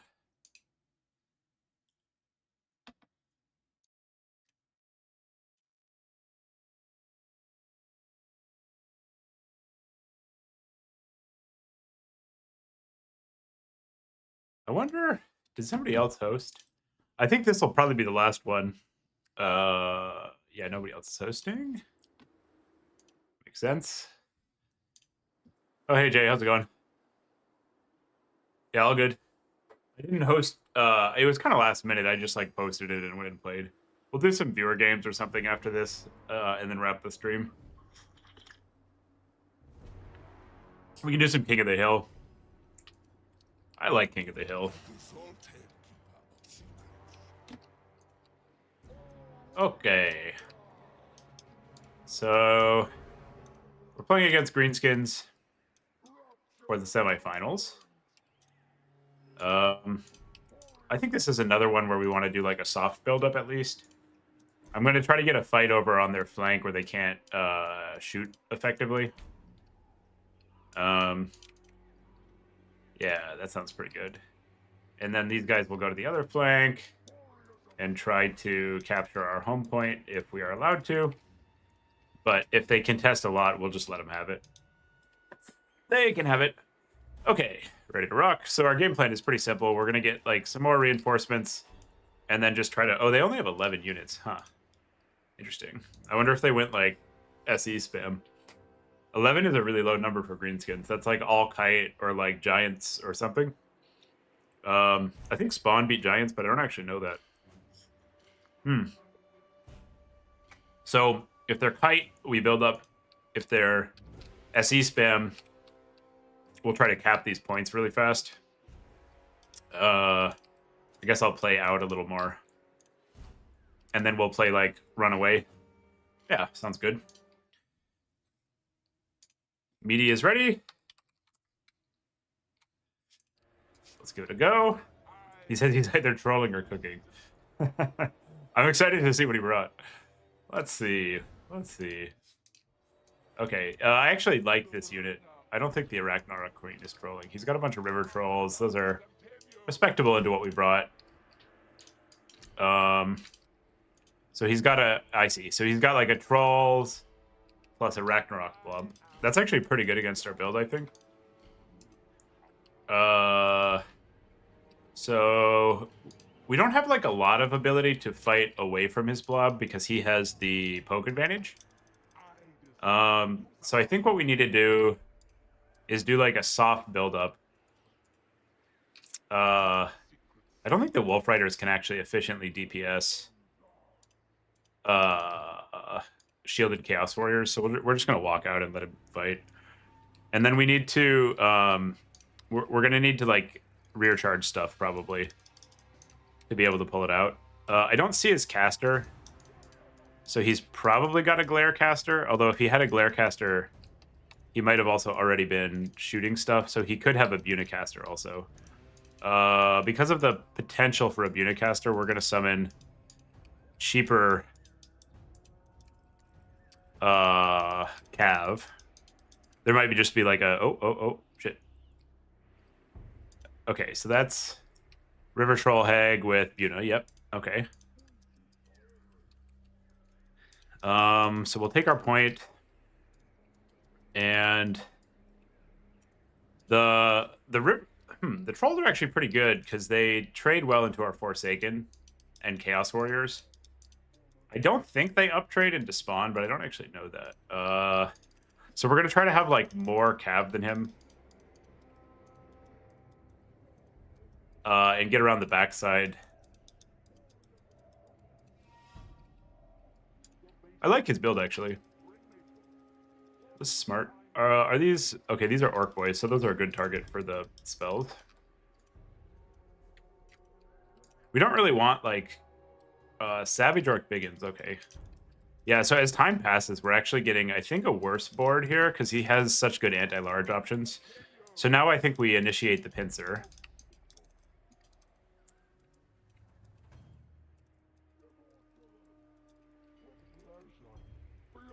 And he's doing a good reaction by backing off here. I think... no, we don't want the entourage.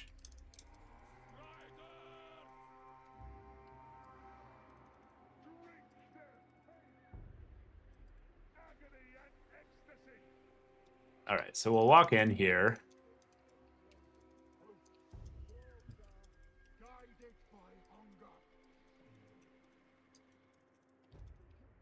And he's counter engaging, so we don't want to get caught with like a really disadvantageous fight if we can avoid it.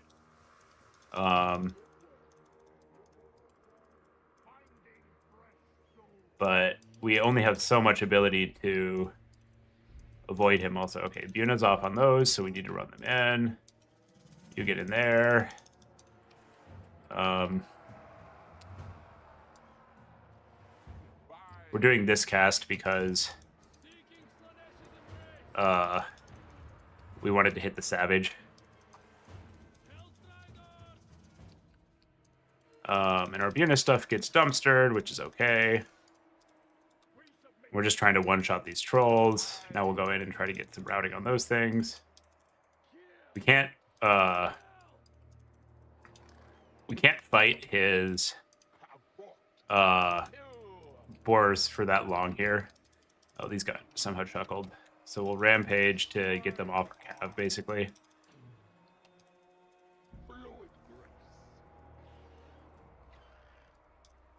The idea is we just buy a little bit of space because we're like balls deep here. When you're a melee faction and you get stuck in on the blob fight, you can't just walk out. We don't have an angle there, but we do here. What we were doing is just buying like a little bit of time where his spears were not on our shit. And now we're kind of in trouble. We're kind of in trouble. We've managed to get our cavalry surrounded by spears, which is a little scary. Hopefully we can route some stuff off. The Mortis is going to absolutely cook, at least. We've got that going for us. Okay. Well, let's just... in Mortis we trust. Let's just keep the Lord going into the blob and pray to God that's good enough.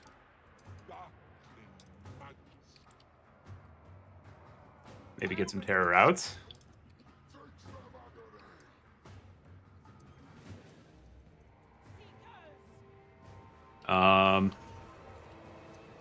Let's try to get a line down on his cav there. And we'll keep our Lord moving so he can't get like a clean surround on it, I think. This is very awkward.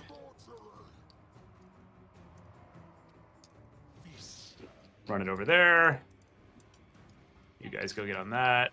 We can't summon the entourage because he'll just dumpster it with the Buna. And I don't think we capped mid, which is a little bit awkward. But what can you do?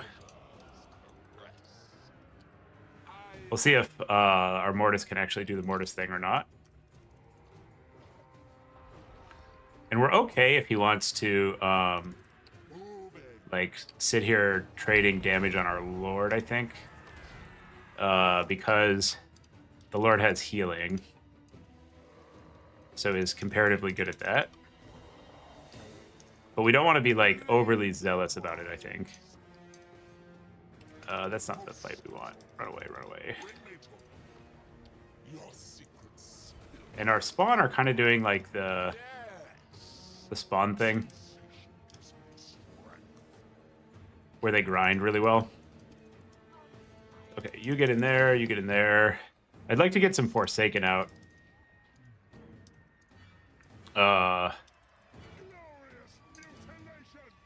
Because he's going to be summoning more Imp, and also the Forsaken actually do pretty well into their Cav.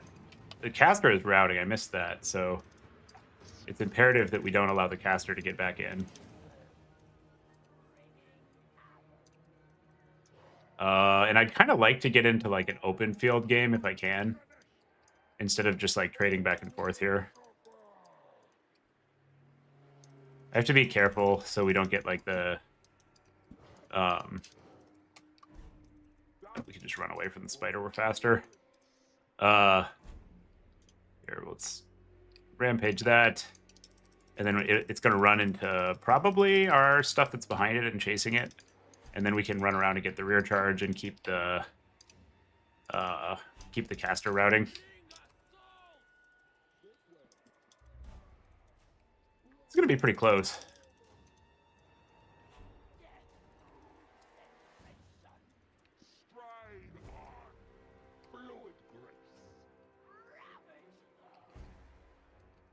Oh shit, caster's back. That's a big problem. Uh-oh. Uh-oh. He's getting the Buna. Oh no. Oh no. Big problem. Big problem.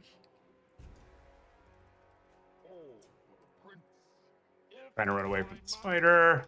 This pleases Slaanesh. I am irresistible. Closer, closer. And maybe we can get a Lord pick here. Rampage off.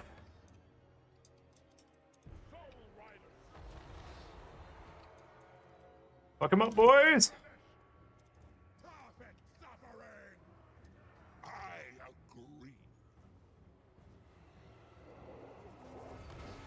I think I just commit to this, honestly.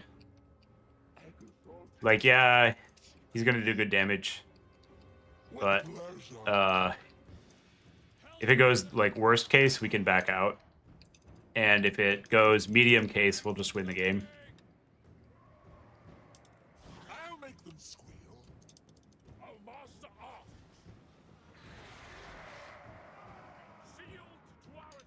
So I think it's like a reasonable gamble to take.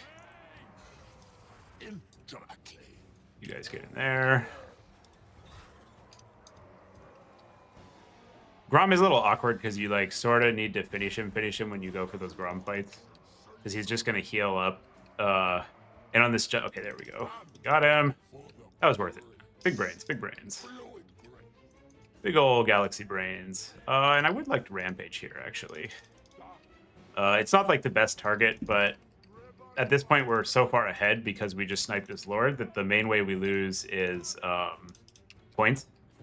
And I don't want to be like dancing and trading with his skirm cap over on the side, because that'll take like a long time for us to reassert map presence. Whereas this way we can just like insta-gib this unit, go get established, and then we're good.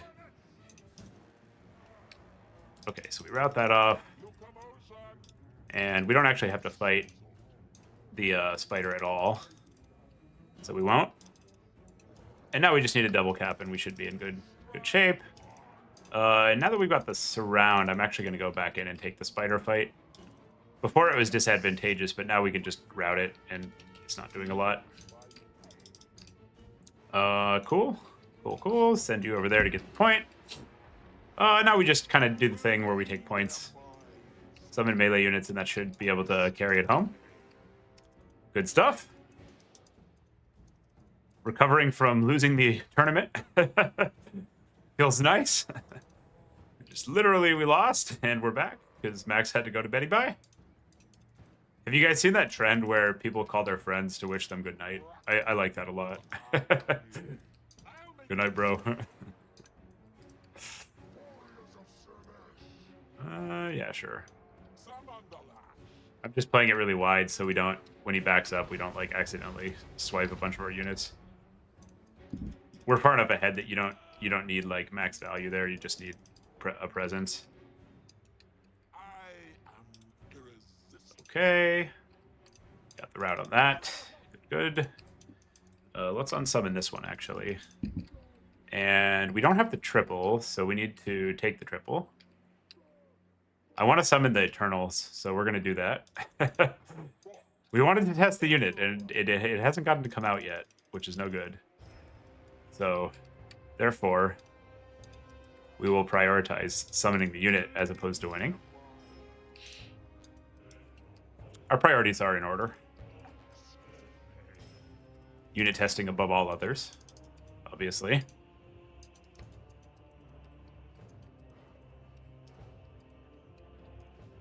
Ooh, yeah, get that rear charge.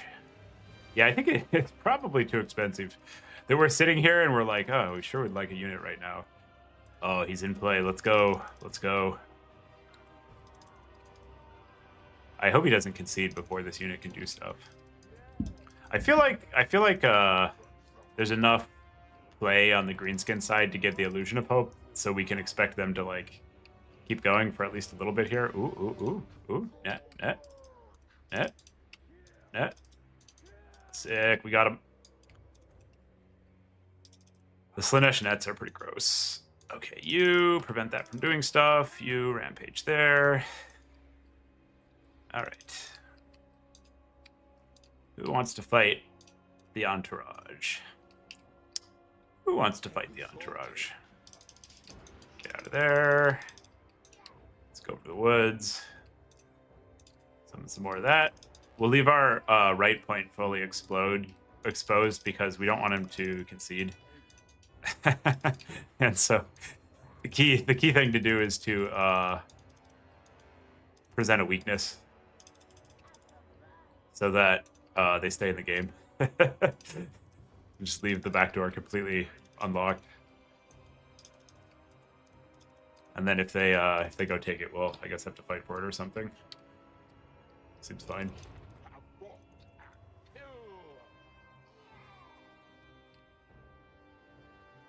Send you over for the blob fight. Okay, we killed a unit with our RAR. Clearly, it's a great pick for this matchup. Sure. How much do we go all the way down on fatigue? So we're exhausted. We cast it. Let's see where we end up. The entourage are cleaning up. Let's resummon a spawn. Very nice. Get the kill. Okay, not bad. SL, GS, semis 1. Cool. Yeah, that's right. The key is you wanna try your cool unit. Like, that's what we're here for. And from where I'm standing, this unit had full health and it got 400 value, so it's busted. CA, please nerf. The Hellstriders were crazy. We got mobility advantage. Yeah, I think you're right. The spawn carried, Tom. Like, that fight was not going well for us in the spawn. Okay. The Lord might have carried a little bit. Just a little. I mean, so the spawn held in that fight when the Cav was disintegrating, and then the Lord was that is what unlocked the Lord being able to like run in there and just mortis down everything. This is how I lost to Anticity in the World Champ Finals. I was like pretty far ahead, and the Lord got covered, not from spawn, but from other stuff, and then was able to just kind of hang out and mortis things, which was a big problem. Latte is so good. Ooh. If you like that kind of content and you haven't already, remember to subscribe. Helps me keep this channel going. I appreciate it a lot. Let's see what we've got for the finals. Playing for the right to get an extra win on the leaderboard. We're up against Mr. Danican. We've got our third fight against Danican. All right, I like it. We up again. Looks like I am top bracket. Okay, what do we ban here?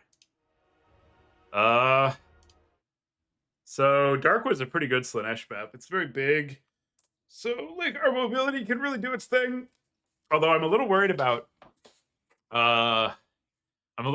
his mobility. Let's go. No, that's fine. That's fine. We can if we're like actually prepared.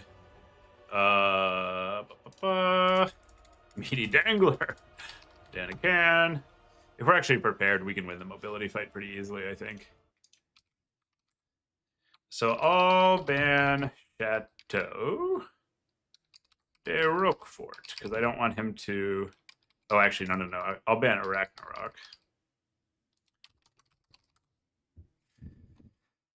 Yeah, ban Ragnarok. When you can't afford drinkable coffee. Yeah. I like my lattes. Gotta steam them. So good. Smooth. What do you like? Like, what's drinkable coffee? Okay, so we'll fix our Kislev clan a little. What did he do last time? He took a bunch of shooting and cav, and then he beat our mobilities. He beat our mobility suite, and that resulted in us losing. Okay, and we had like the nonsense with. That's right. We had the nonsense with Oh, that's good. With the caster, and that didn't work. Wait, so how much damage does a pit, just a basic ass pit, does 80 damage for 15 WOM to everything it catches? And a pendulum for 12 WOM does 36.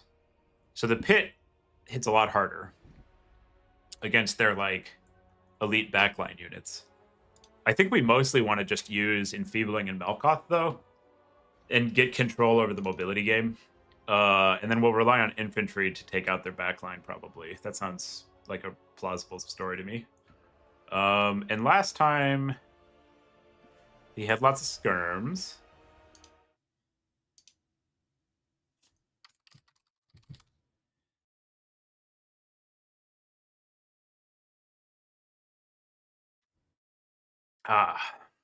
So we do need to be cognizant of that. But I think the maps that are available allow us to counterplay pretty well.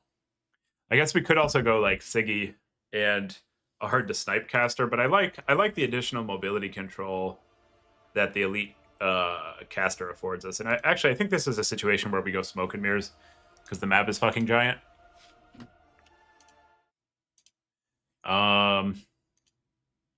Yeah, this seems reasonable. And then if he goes for SE play, I think we just try to spread out and counter it. So we do want a couple of these for that. And I want some Chaos Knight Lances. I think these will actually do very well into Griffin Legion and Friends. Onyx Coffee, interesting. Okay.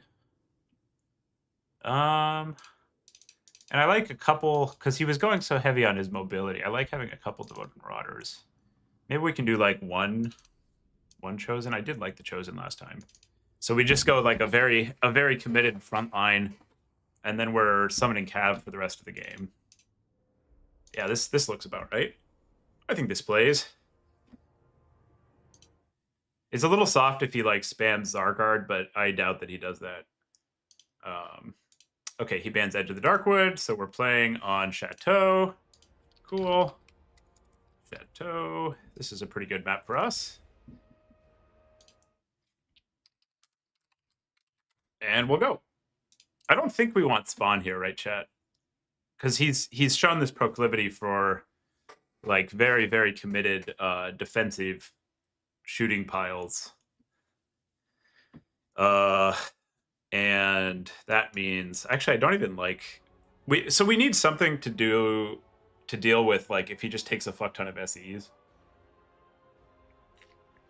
But the Marauder Horsemen are just, like, utter trash against his elite cav. So The other thing I guess we could do is just try to like run away if he does that. We have enough mobility actually that we can afford some dead units and just like not summon them. Yeah, this seems fine. Acceptable. I'm a little tempted to take a Heartseeker instead of one of the Chaos Knights because the home spawns are pretty far away on this map.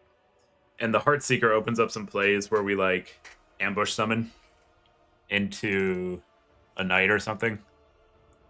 But I guess for ambush summons, Furies are like really what you want. I don't think I can afford double Chaos Knight probably. And 2 Forsaken. I'm not actually going to summon all of those.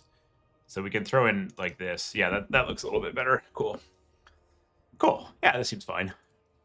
Ready?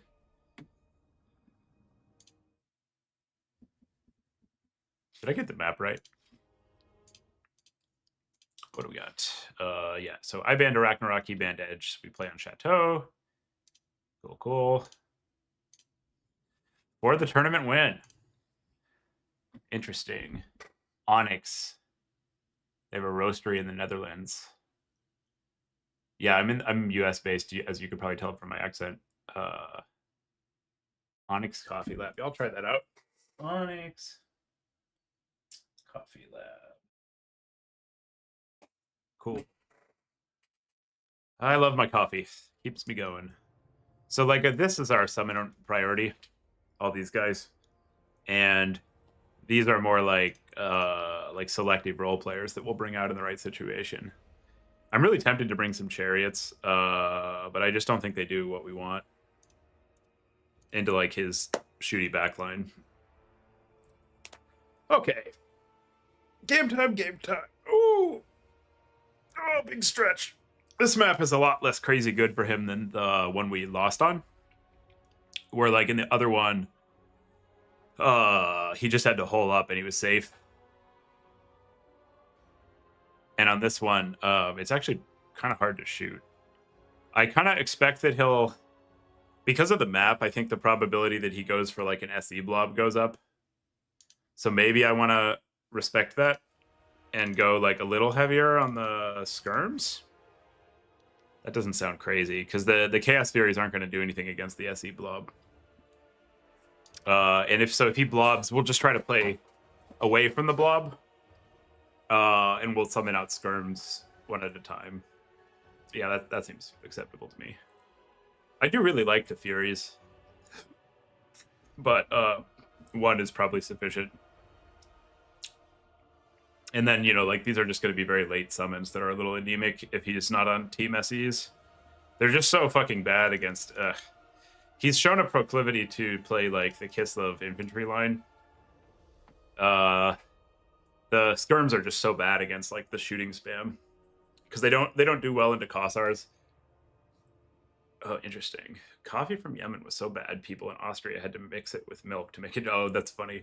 But what if I like that? Like, what if you have good coffee and you mix it with milk? Lattes taste good.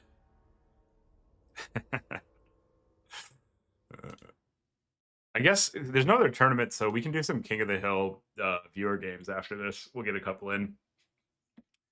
I'd like to get a tournament win, but it's no big deal if not. For world champs, I'm usually like top 4 or so of the actual players. So the tournament is more about like on what round do I play against Anticity or Charix than anything else. And the seedings do a little bit for you there, but there's also a lot of randomness. So as long as you're in like the top half of players, it's kind of whatever. Like I'm beating most other people. I'm about even against Charix, and Ent has an advantage. So the rankings don't actually really matter that much. Yeah, I like this build. The only questionable things are probably like the spears and the chosen, and it's not obvious the Chaos Warriors are an effective frontline. Like if he wants to hard counter it, he can. He probably doesn't know we're gonna do that, but there's stuff they could do, like roll up with all Zargard. I'll be like, he's probably stream sniping if he rolls out with all Zargard. But whatever, we don't care. It's more fun to like put on a show and sometimes lose because people. I think Daniken also plays honorably, so I'm not too worried about it. What we could do if we were like particularly concerned is play more fiends, but I'm not in love with the fiends here. Otherwise, we could run. Actually, that's interesting. We could run a fiend in that slot. That's probably fine. Yeah. The Fiend also plays a little bit better into the SE spam. And we're probably not summoning this Fiend. But if he goes for like massed elite infantry, just having like one tool to punch is pretty good. And punch it will. I do like that the Furies give us a pretty big advantage. Yeah, I want the Furies. If they just play like standard and go for like cav spam, the Furies give us the ability to like drop on it and then hit it with cav. And I'd rather like be ready for the thing that he just showed us twice than go too speculative, because we could still beat like SE blob by just playing away from the blob. Oh, this map makes it a little harder because there's a hill in the center, so they can like choke point on the hill. But you can still like play the outside points. Slaanesh is fast, and our engage tools give us some ability to like pick when the he went SEs. Okay, that's a blob. That's like he's got a couple chariots. Okay, so what we need to do is not let him catch our lord with the SE spam.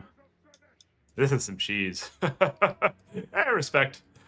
And depending on what spam he went for, we can also just like not engage it initially. But there's no chance that we will grind out the 6 SE Kislev super heal blob. So what we have to do is basically cap these points fast and contain damage from his chariots to a minimum. And basically like try to time him out. Otherwise, there's not a lot of play because they will grind us out. Like they do so much fucking damage, and our skirms are at a premium if he's not like spamming chariots. Ready. And if he is, it's probably still fine because we kind of want him shooting something that the like incidental poke damage doesn't make that much of a difference on.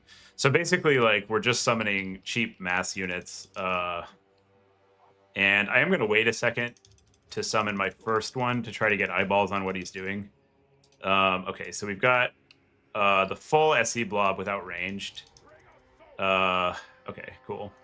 So that means that we need to summon our Skirm Cabs first. And then he also, he went for the Zargard. Okay. So basically we just can't fight him. We can't present. And what's on the Lord? He took Miss Hawks. Okay. So we want to, he doesn't have the slow stacking. So basically we want to just like poke him. And I don't actually see, that's interesting. Did he not go for, he must have a horse patriarch. Because I don't see the patriarch. And let's get in there and start whittling down this Griffin Legion. The Incarnate is the one we most want to kill because that's the one that can apply DPS, basically. Okay, there's the Patriarch. And yeah, there's like a 0% chance we're going to give him that fight he's looking for. We'll just back off. And we're actually out poking him right now, even though he's got the Patriarch. So there's no reason for us to force the action. We can even be like a little bit careful with our infantry.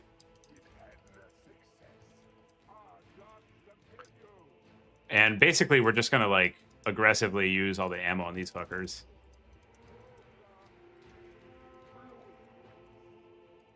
Thank God they nerfed the damn heal on the Patriarch. That thing is a menace. I do wish we had the Fiend now. And yeah, there's like, just no way we're presenting him with a fight. He can, run around and do stuff, and it's fine.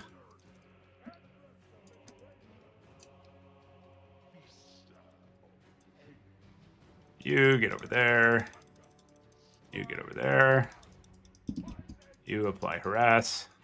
These guys will dumpster our front line, unfortunately.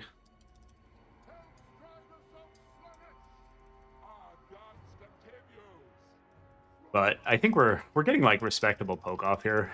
So we just need to be like technical and careful. The Griffin Legion presents such a brilliant target, you know, it's like he's probably gonna have to dive at some point here. Like time is really on our side. We're doing so much poke by just spamming shadows. And so we run away. Counter engage there. Go cap over here. Run away. We're just denying the engage, you know, there's no reason to give it to him. And I think now we want some number of Furies. Okay, these should run. You get up. You guys go keep shooting. Get in there on the Griffin Legion.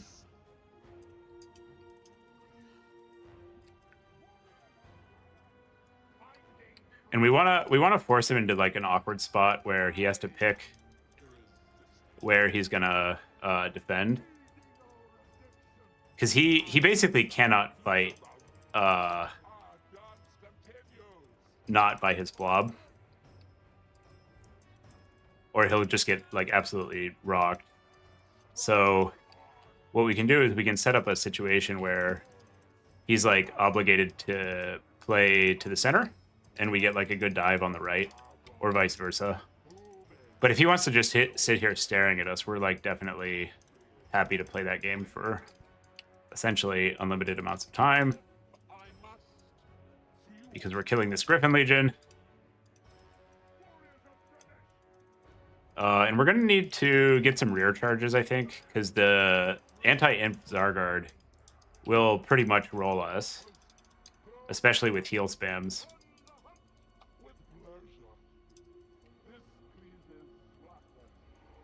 Back up. We'll see if he blinks first. In the old world, we would have been terrified of him just like max healing with the Patriarch, but in the current world, that's fine. Not really a significant concern. These things are starting to lose models, so if we can get a good cast off on it, that's preferable. And now we run like hell, so we don't want that smoke. And we're capping the outside. It's a funny style. It's like very knife's edge. But it's kind of how you have to play it when they're going for like the full cheese like that.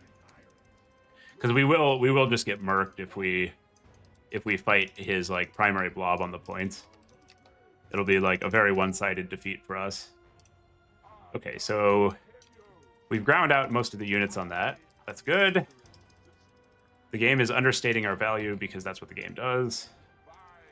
And then we'll get on to spamming onto the next one. And we just need to, you know, keep something approximating parity here. We are going to get just whomped at some point in a fight. And we just have to accept that. I think we actually need to start pressuring. We can play a little like eeny meeny on these points. What is he bringing in? Kiss the Light Warriors. Okay, that's a problem for us. Although it's funny, right now he has this like monster density of stuff that we have trouble with. And if he summons a bunch of Kiss the Light Warriors, it gives our like Chaos Warriors something to fight. Which I don't hate.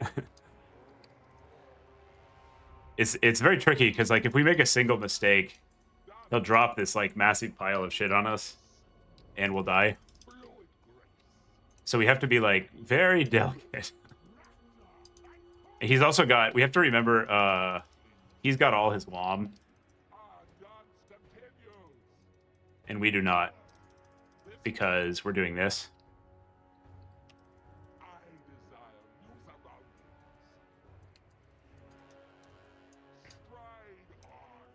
And we just need to like play the agency game. So we're going to try to summon a Chaos Warrior now.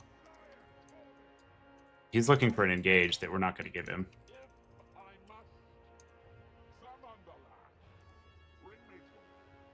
Although if he overextends, we'll give him the engage. Haha! Nope.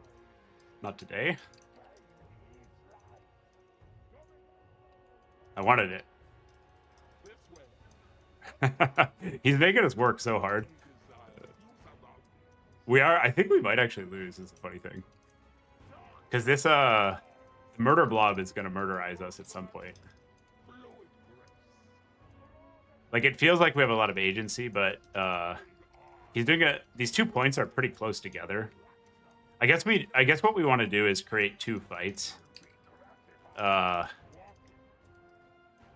then take one of them. Here, we'll unsummon you. Because unsummoning is going to be pretty relevant this game. I am tempted to just like try to rampage the blob and run away with our lord, and then try to kill like his infantry formation while that's going on.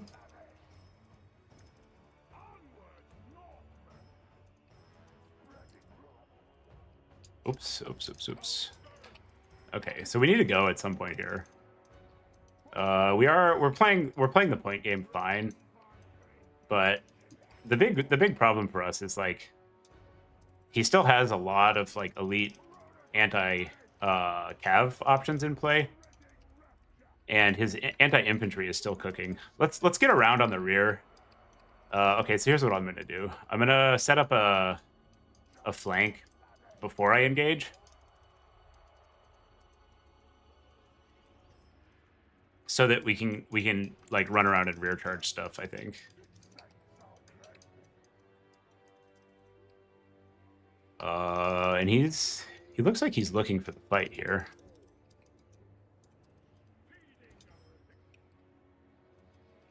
Interesting.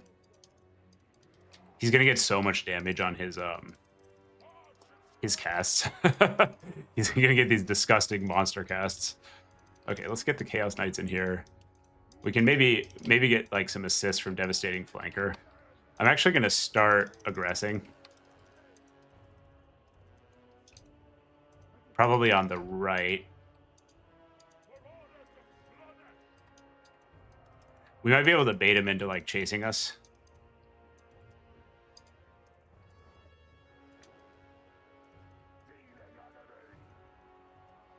I would really like to get a cav fight out here in the backfield where he has no infantry support. Okay, he's committing his blob.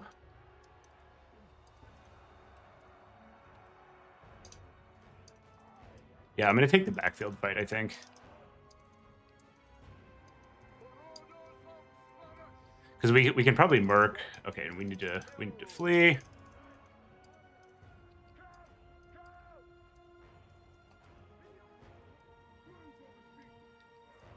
Run away. And this is a tricky game because there's a moderately high chance of the points deciding it. Okay, there's an overcommitted cav. We can take that out. We still can't afford to like fight his main formation.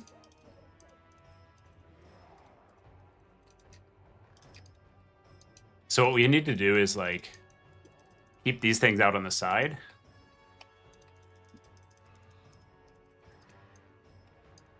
He can have that fight. And we'll send these over there.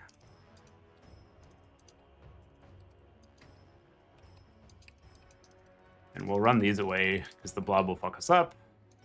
And we are faster. I think. Maybe not. He does have his slows. That's a concern.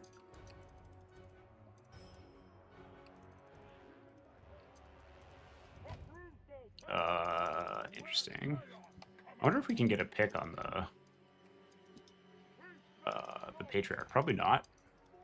Probably not. He's probably supply capping. So we have 2 points. This might actually come down to points, which is a little bit awkward. Yeah, his blob is very healthy, so he's like far ahead on value. We're gonna need to wreck the rest of his army because there's like a 0% chance that we're able to contest this blob.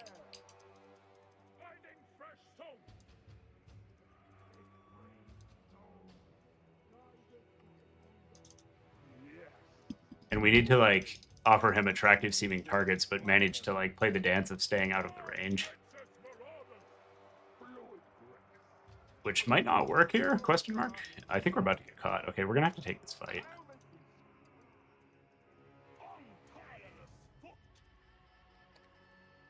That's very awkward. I can't put the Lord in the blob. Because he's gonna absolutely fuck it up. So this one's gonna come down to, are we able to play Dancy Dancy for long enough?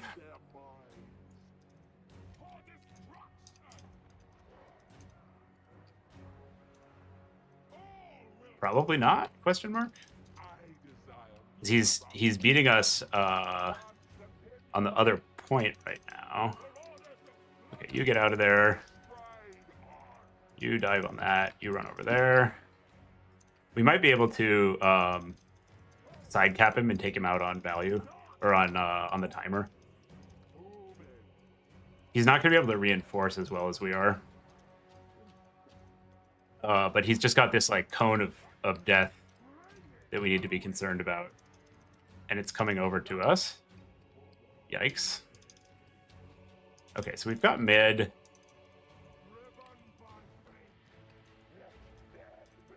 We need to... The unstoppableness of his blob is a big fucking problem. Yikes. Yikes. You guys go get in there. You go get in there. Because we can't really keep him off points meaningfully. I guess we'll summon there.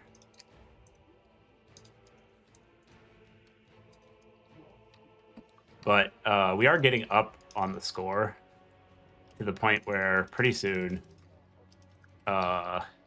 it's just going to get decided by the timer. So if we can eeny miny him on center and side objective, I'm actually gonna where is the mortis? I'm gonna net the mortis. And then send these guys mid. Because if we can just bump this point, I think we're going to be able to time him out. But it's going to be real damn close. So we go... Like, he's going to fuck us up. We can't stop that. Oh, no. Give us the point. Give it. Give it. No. Give it. No. Damn it. Okay, maybe mid. Okay, so we need to run away. This is really funny. And then we need to just dogpile mid. If we don't get mid, we're fucked.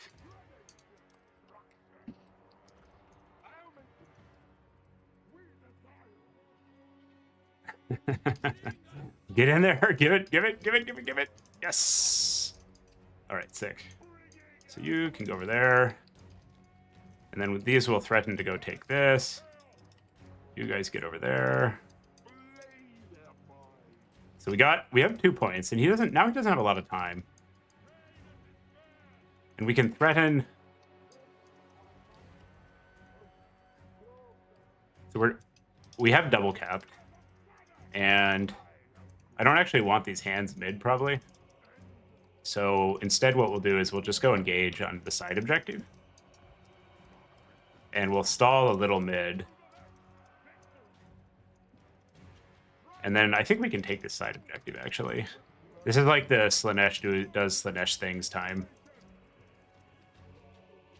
Yeah, good shit, chat. Fuck him up. I think this will do it. Okay, so we suicide this. And well, yeah, we got it. Fuck yeah. Now we can just sour on the points. Yes, Slaanesh OP bullshit.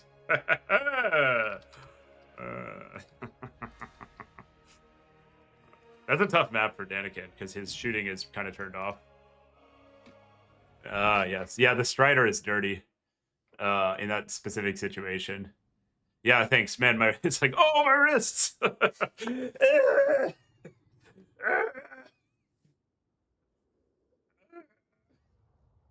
Actually, they feel fine.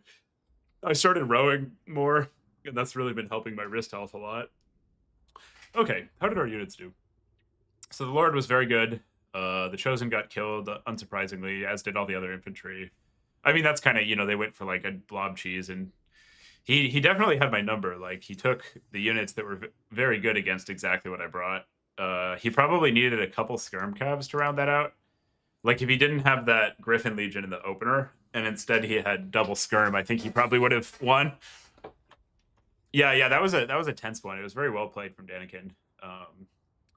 The Chaos Knights were good, actually. Kind of beefy boys. All right, let's do some King of the Hill. We'll start it off. So how this works, the defending hill player plays the same faction. Chat of the Hill. I'll just post this in chat. And I'm going to play beastmen. Whoever gets in here first can battle. And then if I lose, I'll drop out and somebody else can hop in. And yeah, I'm kind of feeling the Beastie Boys. Slaanesh doesn't feel... thanks, Jay. Slaanesh feels like kind of strong, but I just don't believe all the, like, it's totally broken. It doesn't quite have the tools as the same other top factions. And then so for this variant, Edge of the Darkwood, the Hill Defender picks the map and the faction, and then the other player can like counter it or whatever. I'll go post this somewhere else if nobody in chat wants to play, because somebody in RTK will. Looking for practice. We'll just go get this in Vermin League and RTK land. Find matches. Team event. Go to RTK public. Collegium. Looking replays. Where's the... There's like a fine... This is kind of funny. Oh, there it is. At Domination. King of the Hill. On stream. Get the stream link. And we'll play a couple and then we'll call it a day. Good way to round off some tourney play. Yeah, that was an intense finals. Really had to work for that one. Not an easy dub. Respect to Danikin for making it something I had to significantly work for. Okay, Caradoc is here. Let me just get a stream link so we can queue up some people after this. Get shareable link. Caradoc, front of line. You can post here to get next in line. Or whoever jumps in gets it after we're done. Cool. All right, Lizard's Beastman, sweet. I like it. We'll try some stuff. So we start one of these fuckers, one in reserve. I kind of want to... I think the Doom Bull's probably the Lord, even though the other ones have gotten some buffs of late. We'll reserve it. Oh, we can't double up if we do this. Okay, sure.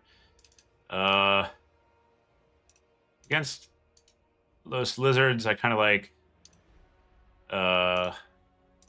a fast caster to give us some counterplay in the mobility game, because they have such good cavalry now. And then I like to outshoot them. Let's try Kitey Kite. I like some Kitey Kite. I'm in love with chariots, so we'll take one of those, because I can't not. Kills like an infinite number of skinks. Unlimited skink womping. We'll take some screening Zangors, and for our other marks, I kind of like having some reinforcing Corngors. And then we need to be ready for like Saurus Spears if he rolls up with those. I guess we could just shoot him. The spawn got buffed. Let's see how these fuckers do. I'm kind of curious about that. Although, you know, we would like a pterosaurus, to be honest. We can do something fun. Let's do something fun. Let's go like butchers. Yeah, I like butchers as a pterosaurus here. We could also go for a gorgon or a jabberslythe. The problem is the lizards have such good tools for shooting these guys. Yeah, fuck it. Let's do a jabberslythe. We're having fun. Let's not be lame. This is not coward. Yeah, Shredder I'm not worried about. Shredder we are ready for. And then, sure, round it out. Ship it. One dog. Yeah. Jabberslythe is your chariot now. Okay, so if Caradoc gets me, Caradoc stays on, and then he picks a map, and one of you guys gets to fight him. And if I win, then we put the other one on.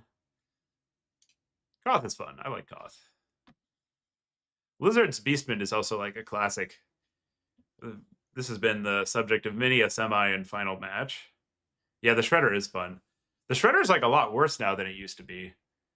Because they changed the like the howdah, or however you say the thing that has all the skinks in it, to no longer give the arty leadership debuff, where before that was like a pretty big game. All right, get these hotkeyed. So we're gonna aggress his save point immediately. Put him on the clock, and then that'll buy us a little more time for our kitey beastman bullshit. Always love to do the beastman bullshit. I guess we'll just like really amp it up. We don't want all of these here because if he pushes into our position over here, we need to have a covered escape. So we'll do it like this and just put these guys like right behind. Yeah, that looks good. And then these guys will go over here. This guy will go over there. These guys will beeline to fight, and then these will cap our home point. And then our summon priority is our caster. Cool. Yeah, the dreaded version is very powerful. All right, let's go. Some good old-fashioned Koth. Oh, hoo-hoo! The Terrace spam, that's scary. And he's got his foot. I like this. I like this. This is like reasonably well situated against what we're up to. We don't have any flyers, so that's a mild challenge. And these guys have spread formation, so it's not going to be too scary.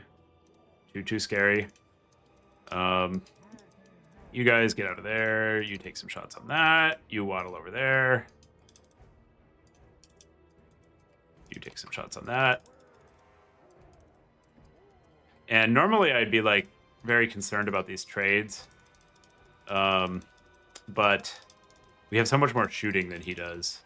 I think our caster will be our next summon. And we don't really have a good target for the Doombull Gorbel Wombo combo. The Bolas are actually pretty good against us here because they do a decent... They're not going to, like, kill our ranged, but they screen our range pretty effectively. So our kite is rendered pretty ineffective here. He has a lot of skinks, Jesus. I like the skink hordes. We're gonna get those skinks at some point here, though. We're gonna get them. So the Saurus are one of the scarier things. Let's get this over there. He's diving on the raiders, and we're gonna apply some pressure over on his flank here.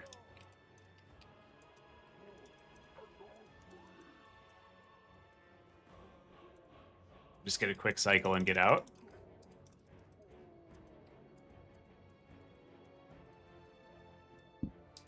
Run away.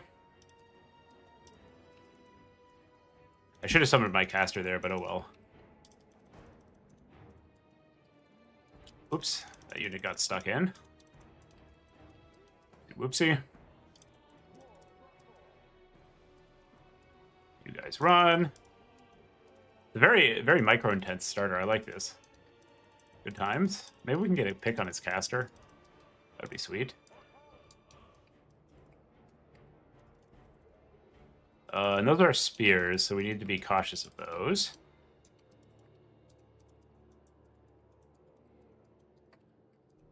Oh shit, what was that? Where did all that damage come from? Was that the fire leeches? Something was like destroying our ball there. I'll get a rear charge. Okay, so I want my caster now.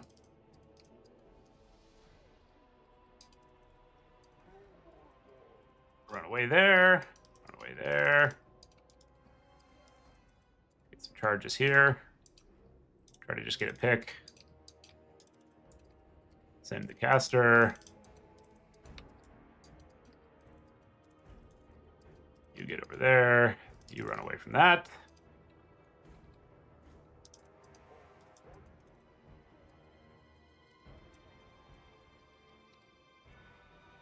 You get on a hotkey so we can actually do stuff. We have to take that fight.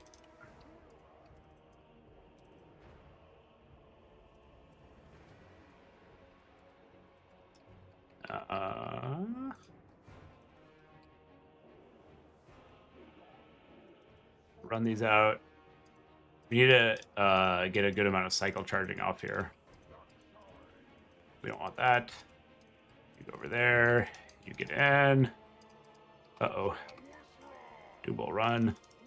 Or Gorbol run. You try to get some spells off on the good units. You run away.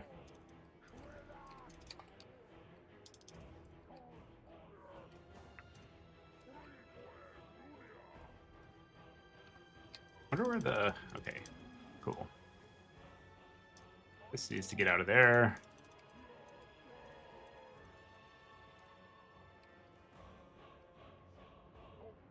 I'm trying to snipe the spears on the side. Oops.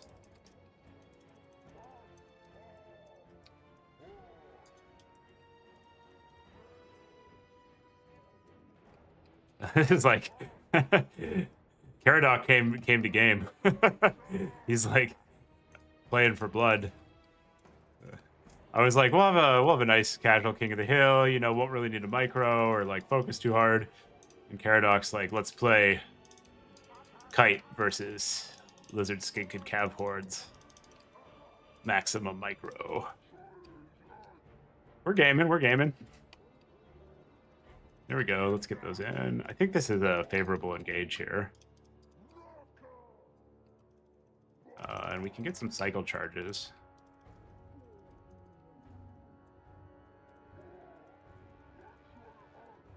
You need to get out. You snipe that. You run. Let's get some dogs going. These will play defense on the backfield. You route those off. You charge and then get out of there. Hopefully we can snipe these fuckers. You keep getting shots there, but don't get killed. Cohort of Sotek. Okay, we can fight that. This is hard work, guys. There's we're doing our kitey beastie job today. We're working in the beast kite mines. Minimum beast kite wage. Got to put in full beast kite labor. All that, and we get a pat on the back for our beast kite. That's the reward for a job well done. Beast Kite Inc.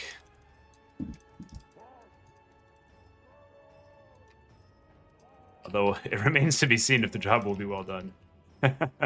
We are in a position where we can potentially threaten getting him on points if he's not careful.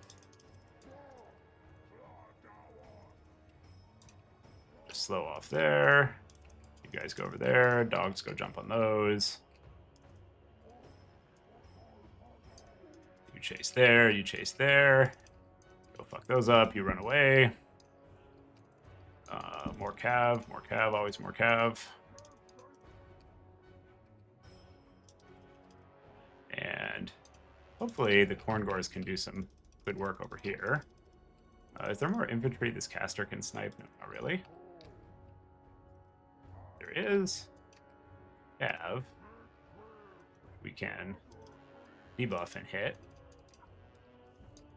You need to get in there to do relevant stuff. Okay, I'm going to try to go for a back cap here. Because I think even if the fights go badly for us, the back cap is going to throw him pretty far off balance. And he's starting to actually pull out the fights. So I think I would like to get a tempo play on the back cap. And then try to win the game on points. Because if we can take this down, he's going to be in a tough spot going into like about 1,000.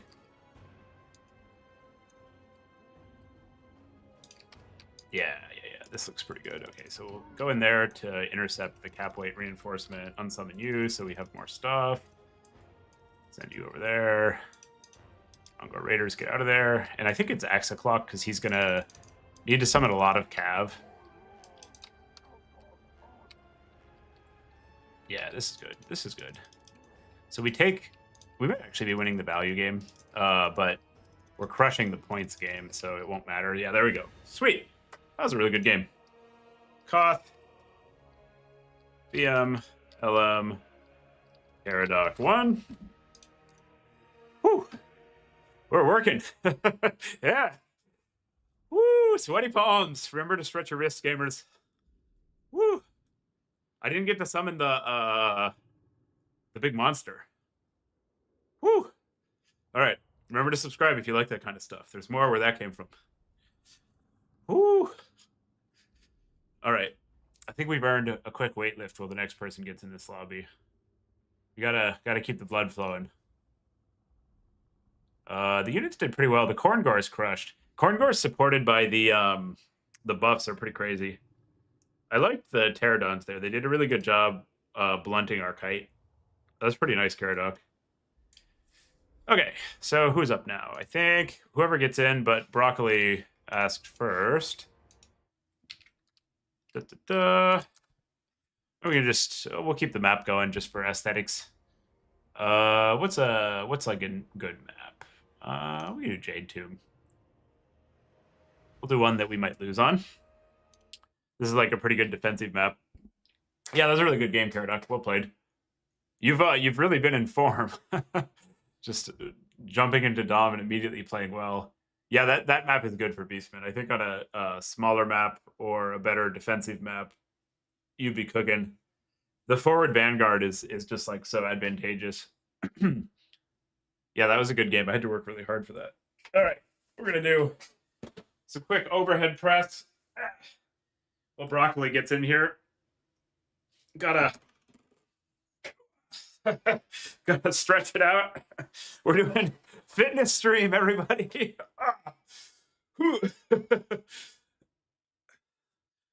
Oh, attack speed sniped. All right, sorry, Broccoli, you're too slow. Ooh.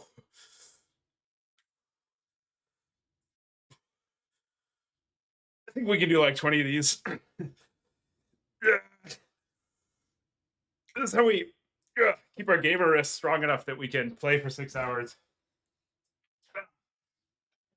Woo! Okay, gotta move a little. Can't just sit in the chair. Huh. Okay, you're tapping in Broccoli? Sure. Chicken, tagged you in. You're up. We play Jade Tomb. What play? Question mark. I actually would actively like to lose so we could see some viewer on viewer battle. But you're gonna have to earn it, nerds. No free wins here. Yeah, it's true actually. Yeah, the more lifts, I'll try to do a 20 set of the overhead press after every win, and eventually my arms will be too sore and I'll lose. Eli, why? I don't know what I'm doing, but there's like a bunch of PTs in Warhammer world, so I'm always interested. It's a pretty light. These are 30s, so I've calibrated so it's like comfortable to do a bunch of reps. I'll probably fail out if I do 20 like 3 times. Uh, which is the objective. We want nergs. Okay, okay, I see that. I have an idea for nergs. We're gonna get a little crazy over here. Get a little crazy over here. I have an idea for nerds. This will be fun. I'm excited by this. Okay, so we go. Traderkin. Good.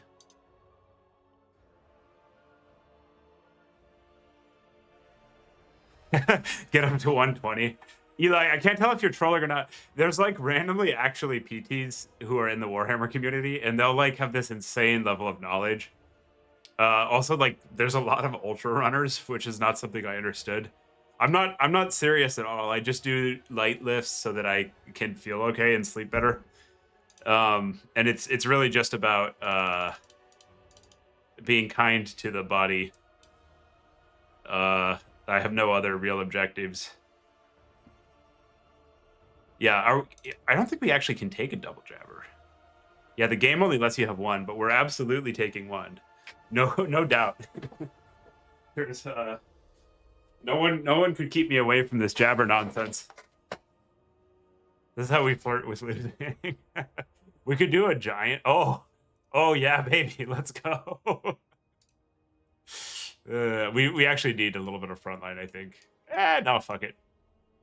Let's see if Broccoli can punish the lack of a frontline here.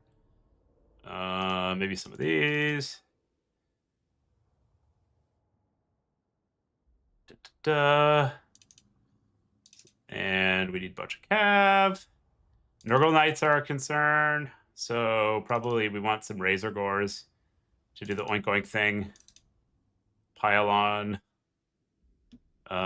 We don't need that much infantry because we have our big ugly SEs. And I think that's enough shooting because we do need to clap back and get some points at some point. This is too expensive. Cut those. And maybe like one. Oh, I guess the best answer to the Nurgle Knights is going to be Corn Gores. These guys will tear them up. So we have some anti-infantry tools. We probably actually need some. If he tries to play the poke us back game, we want to be ready for that. Oh yeah, I'm Anticity, look. I'm Anticity. Everyone's having fun in this game. Everybody's having fun. I guess we'll start. I wanted to try the RAR, so we'll just start him in. Also, it's a perfect spend. All right, seems fine. Ship it. I can't see how this is beatable. I think that this game is basically already over. It is actually, like, unironically important to limit test a bit, I think, for competitive play. Like, you do want to try some crazy shit periodically to see what works. And sometimes the answer is not that. But sometimes you find something. I do. We gotta get some spawn in here, actually, because they just buffed these, and I need to see. I need to see if they can perform. I think we're probably fine against Nurgle Knights. We can afford some spawn. Thanks, attack speed. I've really been working on my acting, so. I feel like, can you even tell the difference between Anticity and me when I do that? It's like almost 100% on, right? Roar, everyone's having fun. We both have pretty nasally voices, actually. Maybe we're related. I like his Canadian demeanor. I'm an Anticity fan. Houseplant's back, so we might get to finally see the fight off But I don't think Plant wants to do like the max competitive stuff. I think Plant at its prime was a lot better than Intensity right now. Like the closeness of the matches is not directly comparable. But it's a little sad that we don't get to see like some of the best players in finals at the same time. Like Solly kind of decided to go do other things for a while, so he's not playing. And like it'd be cool to see like a Plant Solly showdown, for example. I also would love it if it just turned out that Solly was Void with Mandarin Fluency voice mask. But based on their good sportsmanship and constructive input, I highly doubt that. Basically twins, yep. Yes, sir. All right, so we got a lot of SEs. We're gonna try to get them. Might work. Might work. I actually think this. I'm not like just trolling. Like I'm doing an extreme build for fun, but I think that the specific flavor of what we're doing is actually a little bit difficult for Nurgle to deal with. Like they don't like to see kite, and they don't like to see big SEs, and we're bringing both of those things. So we'll see. I guess I play to the center point, and then we just keep one of the skirms back to capture home. GLHF. The thing I'm most scared of is grinders, actually. Although I guess our SEs will clap the grinders. But the problem is just them like out poking us. I'm gonna go try to take their home objective if they don't have enough counter poke. Okay, what's on this fucker? So he's got Rancid, which we have Brass Body for. The Brass Body. So we'll get our home point with those. And then we'll cap mid with these. And we'll go over there with those. He's got some Knights. Alright, we're just going to summon the SE. Fuck it. We're ready to rock over here.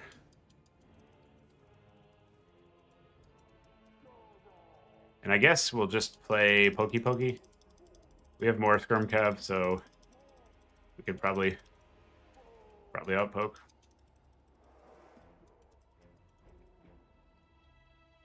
Yeah. I'm going to first summon the other SE, and then we'll get some infantry out. I'm just doing it for, like, tempo reasons.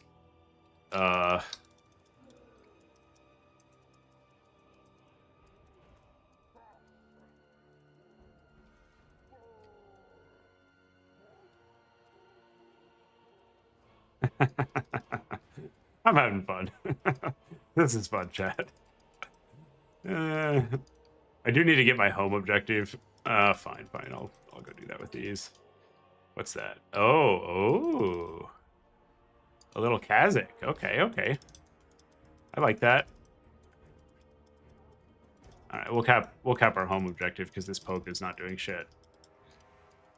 Here he comes. Oh. Shit. Protect your master. Defend your master. Oh. Yeah. All right, we got the SEs. Now we just need some other units.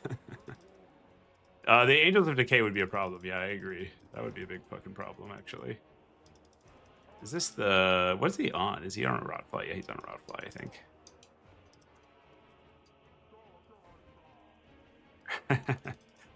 We can't really poke Kazakh.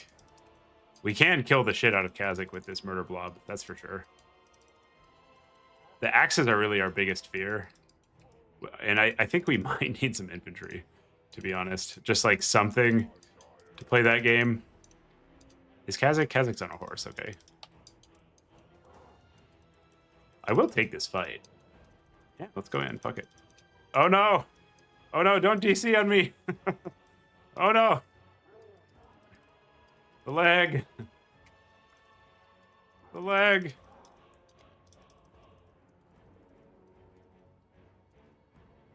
We have to be a little aware of when they go for their cast.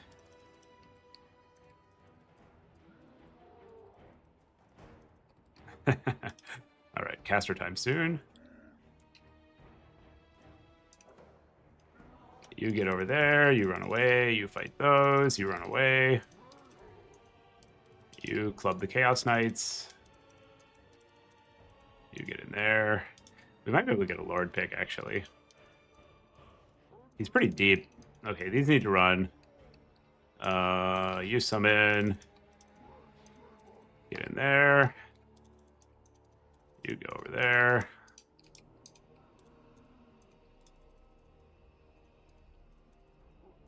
Oh, this is a problem. Chat, what's happening? It's not working, chat. It's not working. What is this? He's killing our stuff. He's not supposed to do that. Or they're not supposed to do that.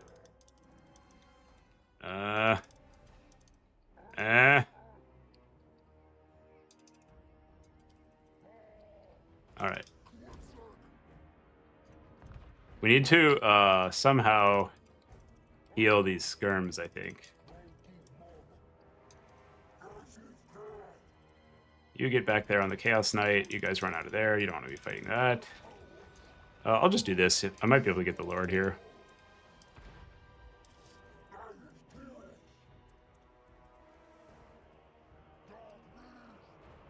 The skirms are gravely problematic here. It's a big issue. Okay, let's see which one he gets on, then we can charge with the others. Yeah, you just get in there. You screen that for a second. Did we get Kazakh? I think we did. Torox will actually die to the skirms. But not for a while. Not for a while. Okay, so you go zone the skirms. You guys can fight there. Get out of there. Maybe just kill that.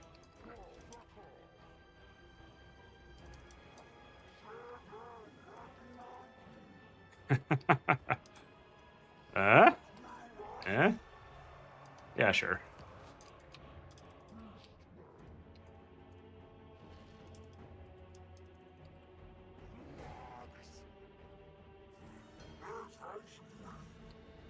He might actually kill our Lord here. That would be awkward. It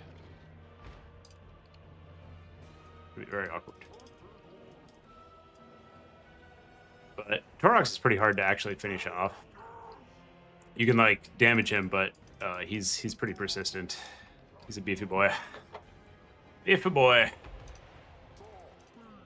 Are these Pox Riders? Okay, so we'll try to get out of melee with the Pox Riders. Send El Gigante in. Ah! On these away. We are actually grinding him out with the stupid blob. Fucking sweet. You run, you get some damage on those. We do need a recap. He's got the thing on us. We put on Brass Body. You need to peel.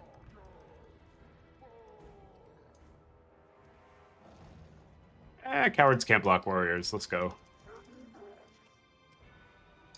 Time to find out how tough Torox really is.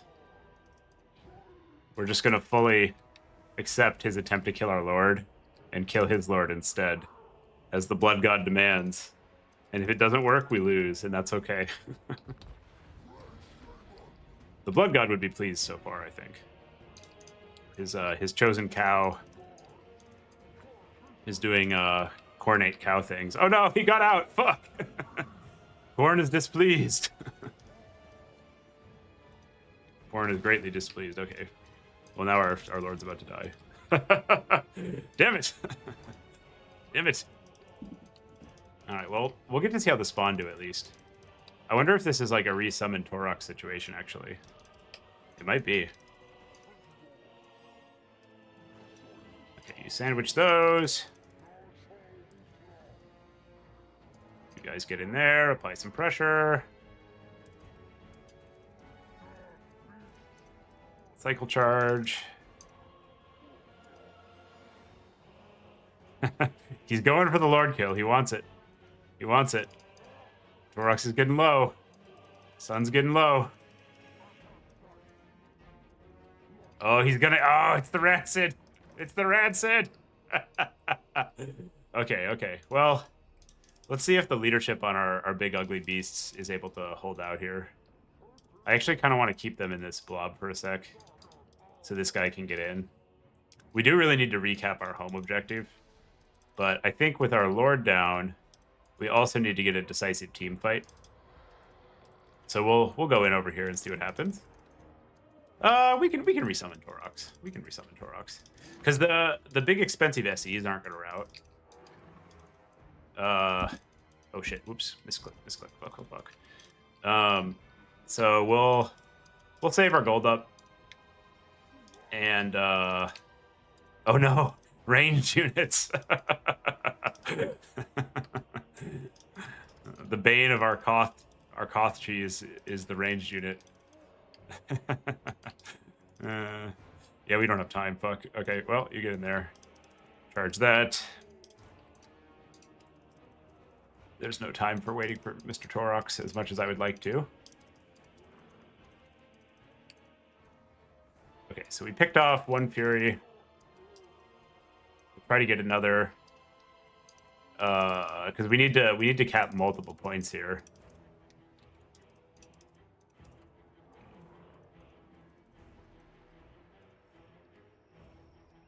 And I guess we'll summon Ungar Raiders that will route to like a gentle breeze.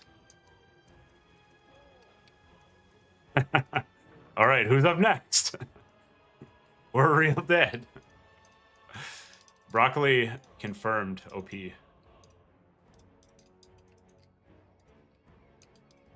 All right, you guys get in there. You need to get on the point. Uh-oh. Oops. You guys go take that one.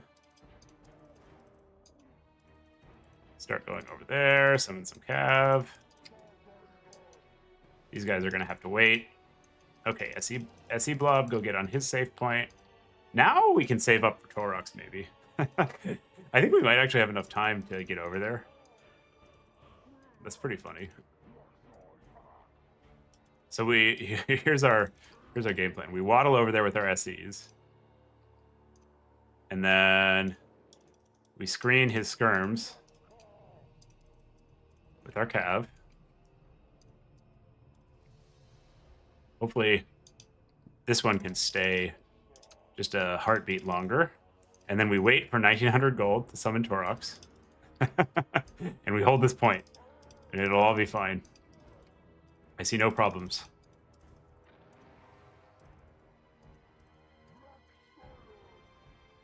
Let's go. Do we have that much time? We probably don't, actually. Yeah. We were supposed to just summon Cap. Oops. All right, well. Maybe we can get his lord? Question mark?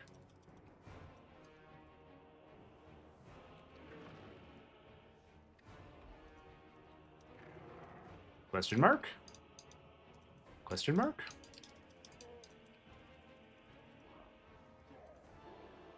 Question mark? Eh? Die! No! No! Oh, that was sweet. That was a good game. Okay, who's up next? Good stuff. Oh, I didn't get the side objective? Oh, tiny brains. That was a great game. Okay, let's see. I need to open a spec slot, leave, and rejoin, I think. How do these things do? So aside from the inting lord, that actually kind of worked. Like if we just cut Torox from that plan, I think it's perfectly serviceable. For some definitions of perfectly serviceable. All right, Broccoli, you are the king defender. I think chicken. Oh shit! Did I just join? Yeah, Jabber OP. I needed to just micro the Jabber better to dodge the axes. With that much mass, how could you get hit? You just have all the agency. Chat of the hill, spectate. 1, 2, 3. All right, we're back in. Somebody get in here. Perhaps Mr. Chicken. You must beat the mighty broccoli. I've got a couple more in me.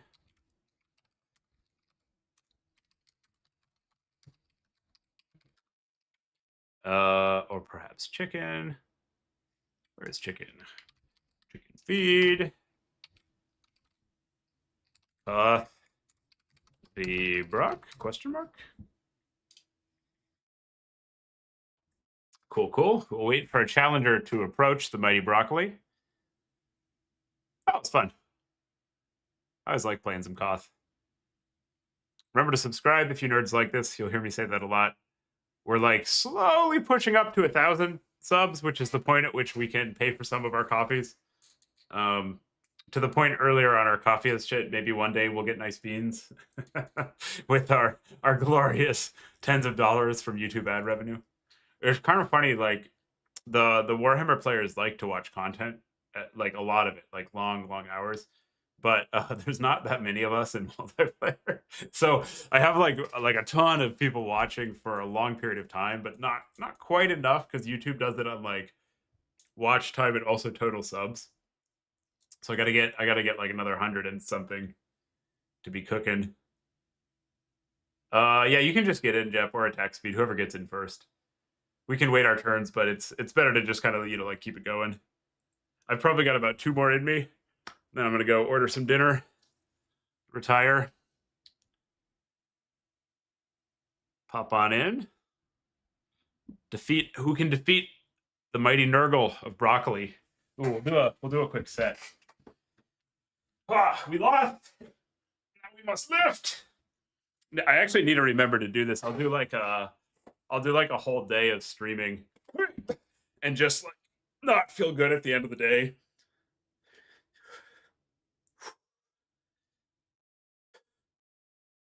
Gotta remember to move a little bit.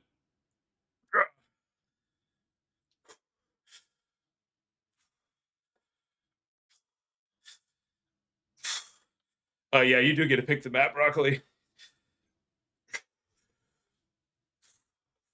We didn't need to do too many of these to lose. I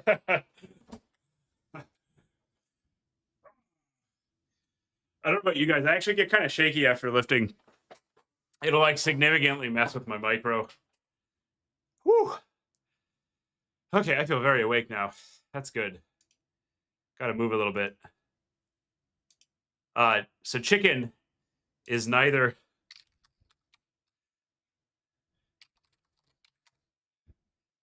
at home nor awake, so he's definitely not playing. I don't have the map. I think you do, Brock.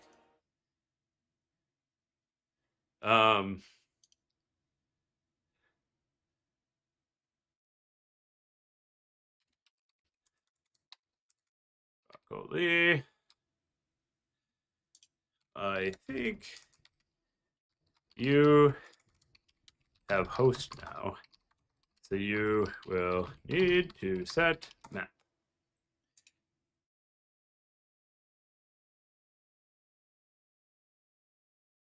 Whew. Oh, I'm a little tired from the press. Gets the breath going. Whew.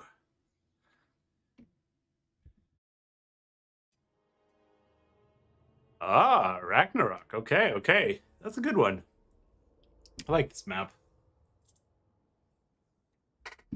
Oh, phone is dead. Gotta charge.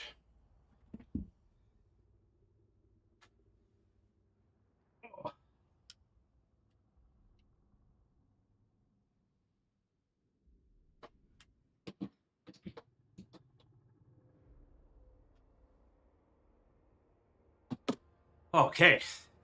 Who will win between the mighty Nurgle hordes of broccoli and the challenger attack speed on Bretonia?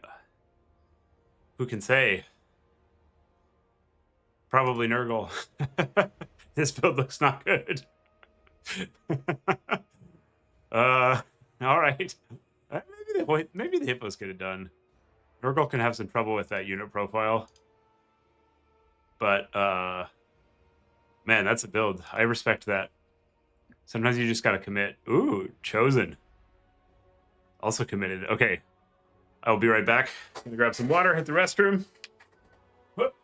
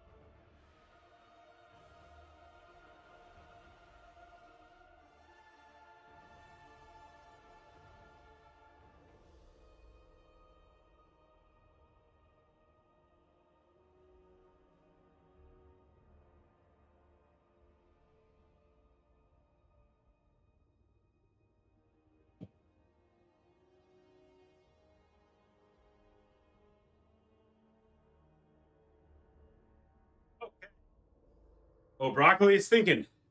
Big thinkies, big thinkies. Gotta do the calculations. Mathing out all the angles. Oh, we got a... Ooh, Tamercan. That's exciting. Ooh.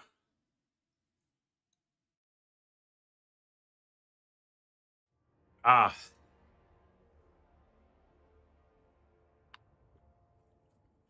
All right. One more set. One more set.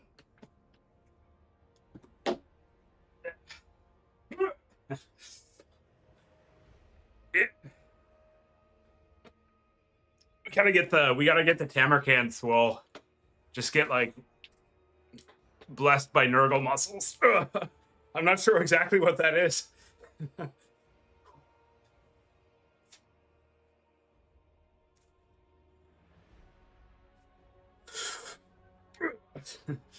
I don't know. I'm not gonna make it, chat.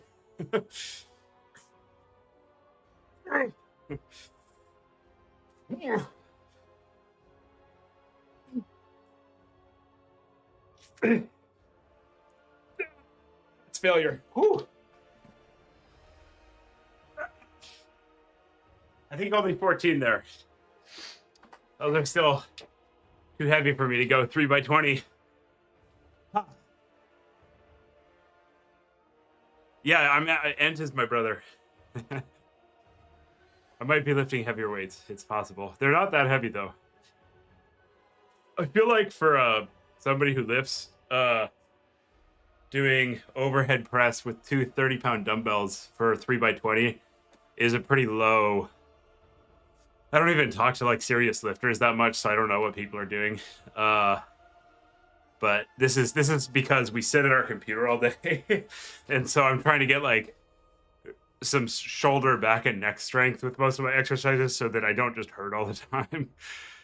And that is our only goal.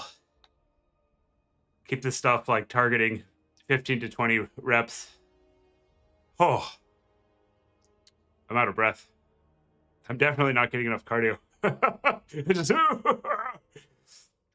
I do like the idea that somebody just joining the stream right now would think that like I was like getting just drenched in sweat and like totally out of breath from the lobby. I'm like, oh my god, he's taking Chosen. There's Chosen. Ent is a tiny person, but great of spirit and micro. Big micro man. Hard to beat. Very difficult to beat. I had all these like beastmen strats prepared against him for the last champs, and then he banned beastmen, and I was like, oh fuck. Shouldn't have played so many beastmen SFTs. Shit. Okay. We got the glorious Bretonians fielding hippos and skirms. which is pretty crazy.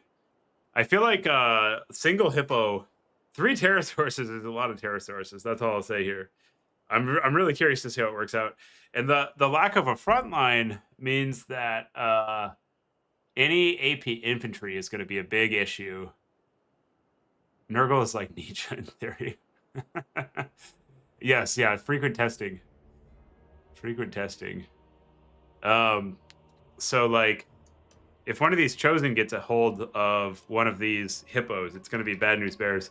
I would have actually kind of liked to see from the Nurgle side some pestigores, because they're really good against Cav. They've got AP. They have kind of a loose formation, so they don't take that much charge damage. Their slow is naturally incredible because the Cav get in and then they can't disengage. One nice thing about what attack speed is doing over here. So we've got like 3 chosen and a Tamarkan and a little bit of skirmish elements against the hippos and Lewin. One nice thing about what attack speed is doing is that he doesn't have a lot of units to put debuffs on.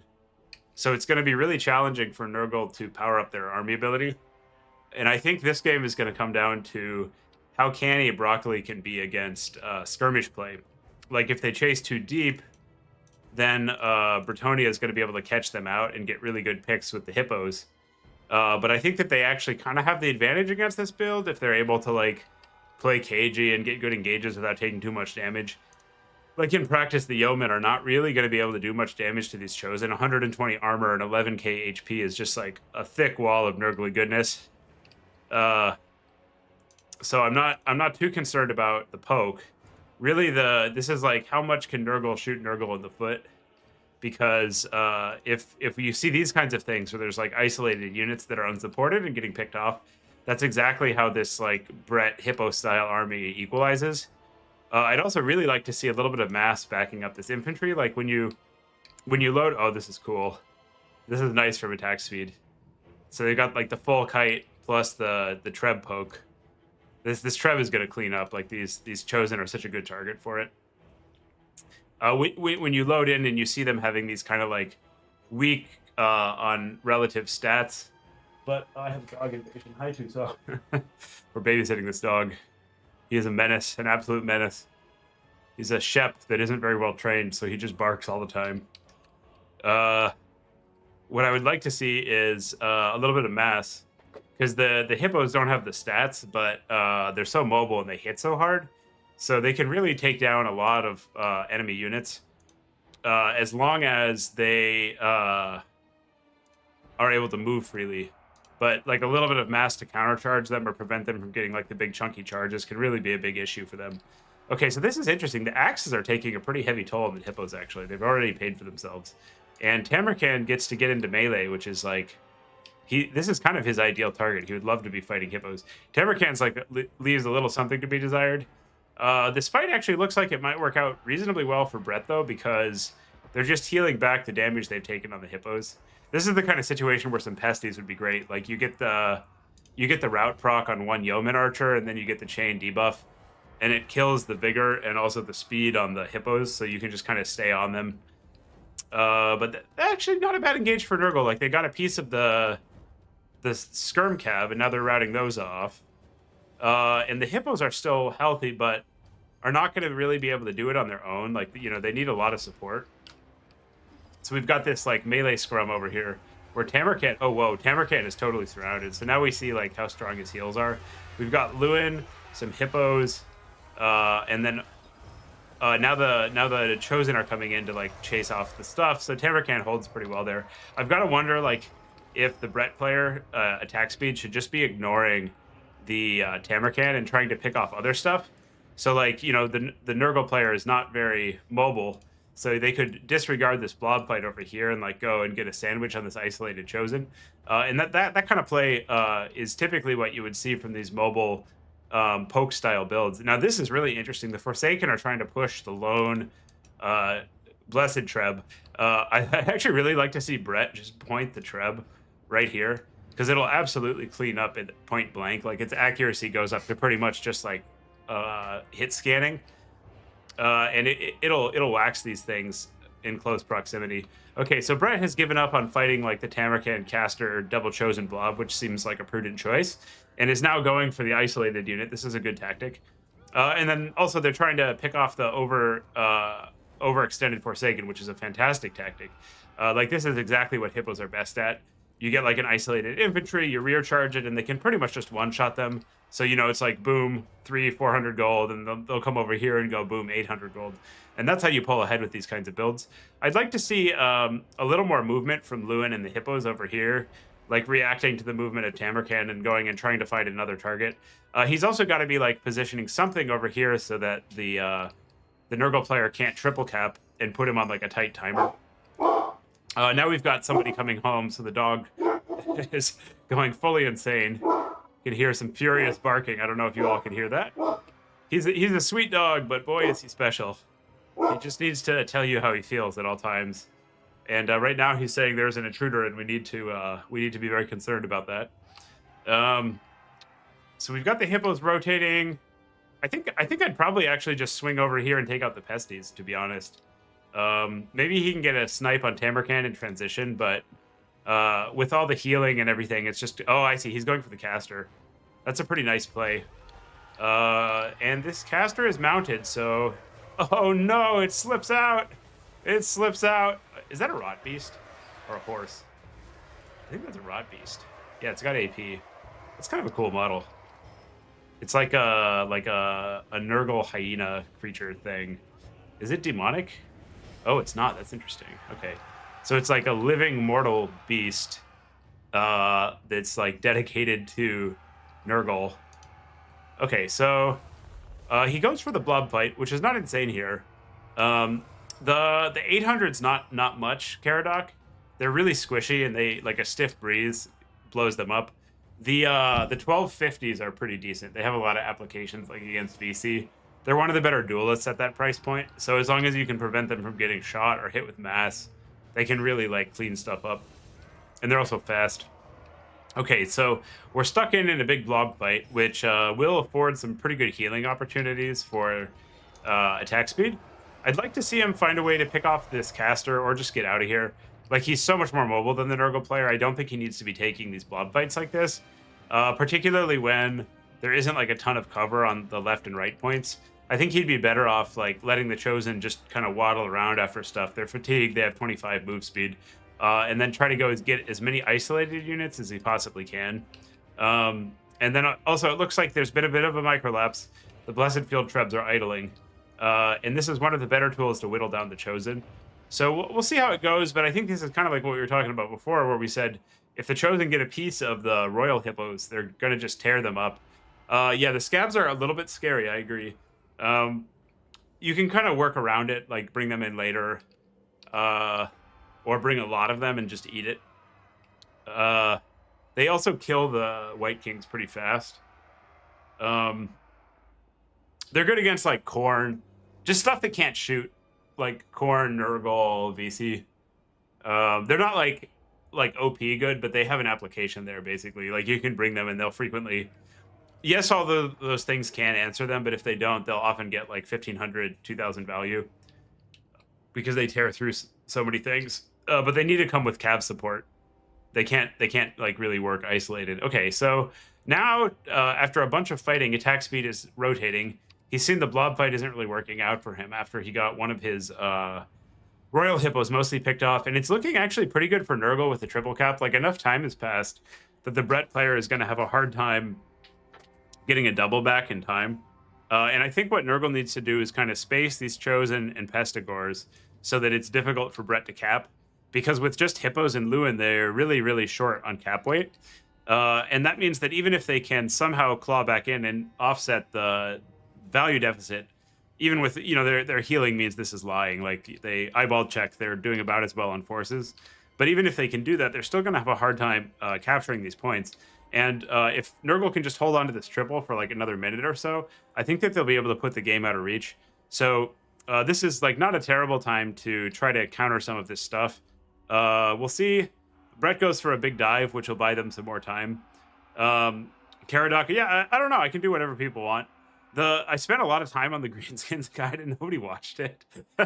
So I was like, oh man, I was like, really high effort. And people like shorter content usually. So I've been posting that, but it might just be that there's not that many Greenskins players. I got like a couple hundred views on like a half-hour video with all this prep to find the builds and everything, and I was like, I just wanna do King of the Hill and stuff. Just watch some exciting games. I think there's very few Greenskins players though, so that might have something to do with it. Okay, so right now, there's about uh, Meaty Dangler watched it. All right, that's all I need to keep me going, Meaty. I just need to know who's enjoying it. Oh, this is already gone. This is no good. You gotta Brock. You gotta keep those skirms out of melee with the melee units. The melee specialists are better in melee than the throwing axes. Although I do like that the Nurgle axes hold pretty well. That's kind of an interesting application of the Nurgle buff, where like, yeah, they're gonna lose, but they lose a little more slowly than other skirm calves. So in a point scenario, they can hold back. Yeah, I could do some polls. That's a good idea, actually. Just ask people what they want. I play everything, so it's pretty easy to cover like whatever. I get a lot of joy out of like trying to figure out the rosters and find things that work. Although I do kind of prefer big rosters where they have like lots of tools, because it's more fun to like workshop a matchup when you have different things you can try. So like Greenskins is probably my favorite faction for that reason, because it's got this massive roster and it can do any major style in the game. But I like stuff like Lizards and Empire and Tomb Kings for similar reasons. Yeah, Tomb Kings is pretty sweet. I am a Tomb Kings main. I think they're the best faction in the game right now. They're really, really good. But they require being able to micro a lot of light cav. They're not that OP if you can't micro like 7 or 8 light cav at a time. It's just that their 400 skelly cav are like the best light cav in the game, and so they have a crazy amount of play as a result. Okay, so Brett is taking a big blob fight. This is cool. We've got Lewin versus Tamerkan, and Tamerkan is clapping Lewin right now. Jeez, this is like actually a pretty one-sided. It makes sense. Look at that. He's got the black cleaver up, so now it's down. But geez, he had like 20 BVL, just massive amounts of damage output. But the thing about Lewin is he's tough and he self-heals, so he can also extract himself from these fights. It'll be really interesting to see if Tamerkan's persistent damage output is able to carry the day. Has he already procced his heal? No, he's not. So they've got to be really careful about that. If he gets low, this is going to proc, and it's going to kill Lewin and heal him back up. But I don't know if attack speed is aware of how that ability works, because Tamerkan is not like the most common pick. And right now he's still got a little bit of time, but he's going to have to 2-cap, or 3. Like basically attack speed needs to take mid pretty soon, and then he also has to go cap 0.1 or he's completely hosed. So Lewin doesn't really have time not to be fighting. I think he actually probably needs to go down and start working on these pestigores. The Chorf Light Cav gets absolutely destroyed by Skelly Spears. Try it out. On like in that cost range, Skelly Spears both beat most things and also cost less. They're just total monsters. It's because of the heals. Okay, and so he sees the writing on the wall and is not going to be able to pull it out because Nurgle holds the points. So that was a pretty exciting one. Cool to see that kind of unconventional bread build from attack speed. Also very cool to see Tamerkan and these Chosen cleaning up. The Chosen of Nurgle are so sweet. I love that they buffed the cap weight on Chosen, so you can like actually control the map and like play strategic with them. The Air Force did pretty well. I think it was just the complete lack of anything to clear out those Chosen that ended up bringing him down. Let's do one more, and then we'll maybe call the stream. I'm not the host, so I can't kick all attack speed. I'll DM him. Oh, Chicks is doing karaoke. Have fun! Exclamation point. All right. Attack speed. Gotta drop out for next Koth challenger. Okay, he's out. He's out. All right. Who will be the next challenger? We have an open hill. We get an RTK land. The mighty Nurgle of Broccoli holds the hill. Is there any amongst us brave enough to challenge the forces of Nurgle? I always thought in a lore setting, fighting Nurgle was pretty rough, where you've got that, like, you beat them, and now you're, like, diseased and you die. I always kind of felt loreful. All right. The Jeopardeurs approaches. How do you say? Do we have any native French speakers here? Or Jeb, how do you say your name? Your handle? I've been just guessing one or the other. We've been friends and played together for quite a while, and I kind of mutter it. I'm like, Gep. Yeah, Caradoc. Nurgle's tough to play against. Also, you've got like a weird perspective on this because you play against Berserk some, right? And it's like Berserk Nurgle is not the same as anybody else's Nurgle. I remember playing all season for Vermin League, and I had this Dark Elf build that would just repeatedly clap Nurgle. It was like not even close. And then I played Burrs in I think the semifinals of the season champs, and he brought Nurgle, and he brought like basically the same build other people did, and I died in 45 seconds. And I was watching it, and it was just like the timing and spacing of the rush and the target priority on his Chaos Knights was like so clean. So I would, if I was practicing with him, I would probably also not like playing against Nurgle, to be honest. We haven't played that much because he's kind of been more like on land battles mode, and I've been playing Dom.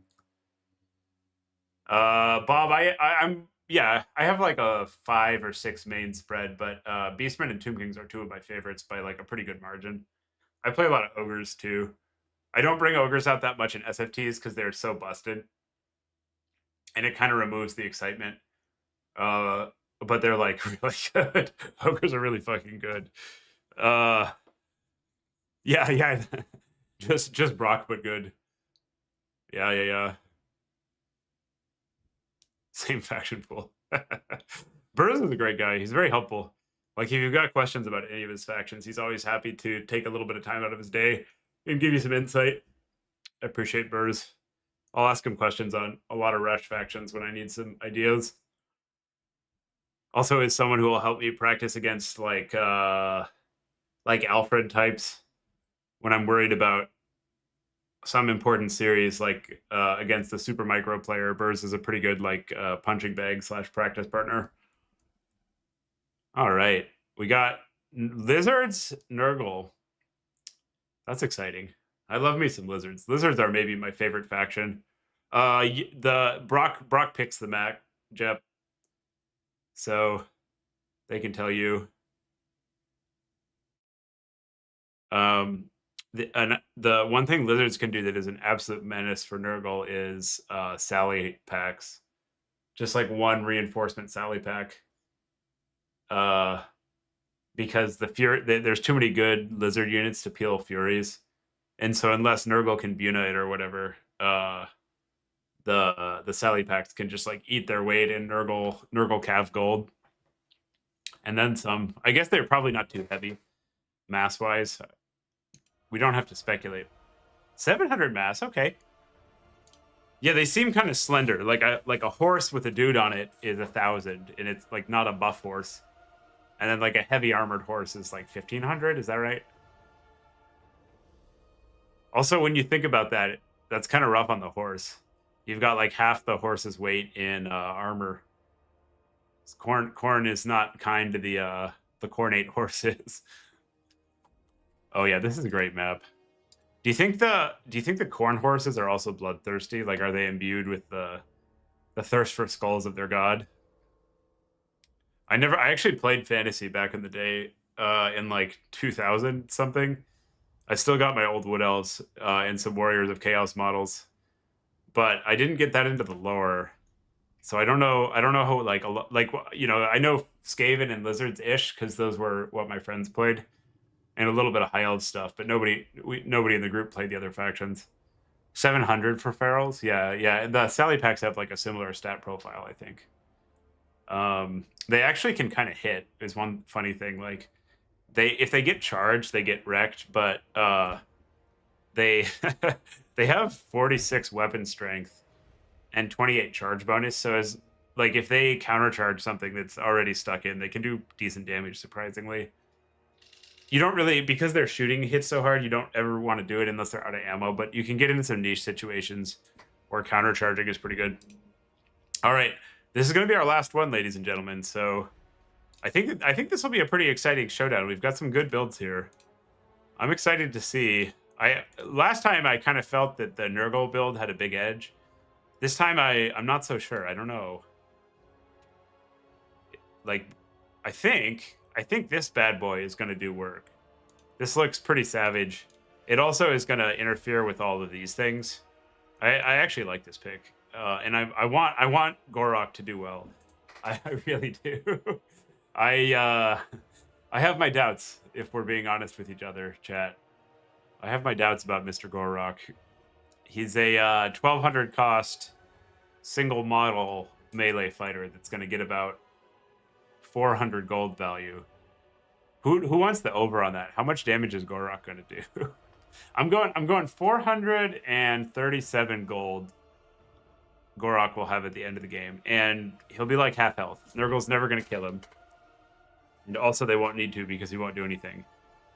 Especially because the caster is on a horse, so he's gonna like walk over there and be like, "Can I kill you?" And the caster is gonna run, and he's not gonna do anything.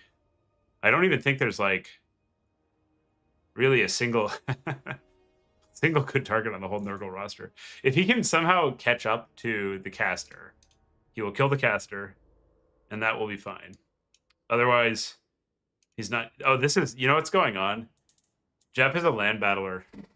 Is Gorok good in land battles right now? Does he do stuff? I feel like those footlords actually can kind of work because they stick around like Sigvald style and grind out the late game. But that's just called like losing on points in Dom. Dwayne Gorok Johnson. I like The Rock. It's weird that did he get canceled? I don't follow pop stuff. Are people mad at The Rock? I don't know pop culture. I like The Rock. I saw some WWE when I was a kid. It's cool to see somebody coming out of that world and like doing big Hollywood. Oh, he does nothing. Okay, fantastic. I like the steg. This is sweet. This is gonna be fun. I actually think that the caster is gonna get a lot of damage value. Okay, I'm gonna pick 437 damage on Gorok, and the caster pays for itself, and the lizards win. That's my prediction. Although I will say Brock has been playing pretty well, so it's hard to say. Nurgle is not good. that's the biggest problem here. The Landsnipe buff I think helped, but their biggest issue is just that they don't really have a lot to say if you kite them. Like if Lizards just rolls up with literally 4 Sally packs and a bunch of Cav, there's absolutely nothing Nurgle can do about that. I think it's one of those situations where you can like probably just DM them your build screen cap. It's like 4 Cold One Spears, 4 Sally packs, and a cheap Lord and Caster, and a couple like skink skirms to peel them. And I just don't think that there's a thing at all that they can do about that. Because they don't have the tools to catch right now. I guess they did buff the Nurgle slow, but in order to get to the point where you could use it, you gotta catch them. And how are you gonna catch them, Cap? When they're faster than you. Especially the 400 skink skirms are just a menace. I love this unit. It's one of the best units in the game right now. It's just very tanky.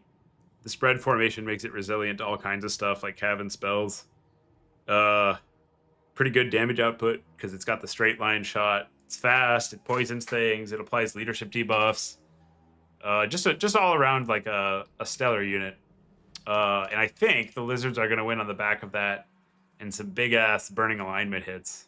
That's what I want. I want to see just like a chunky 600 damage burning alignment tearing through this Nurgle frontline. Like, oh, the Daemon Spew.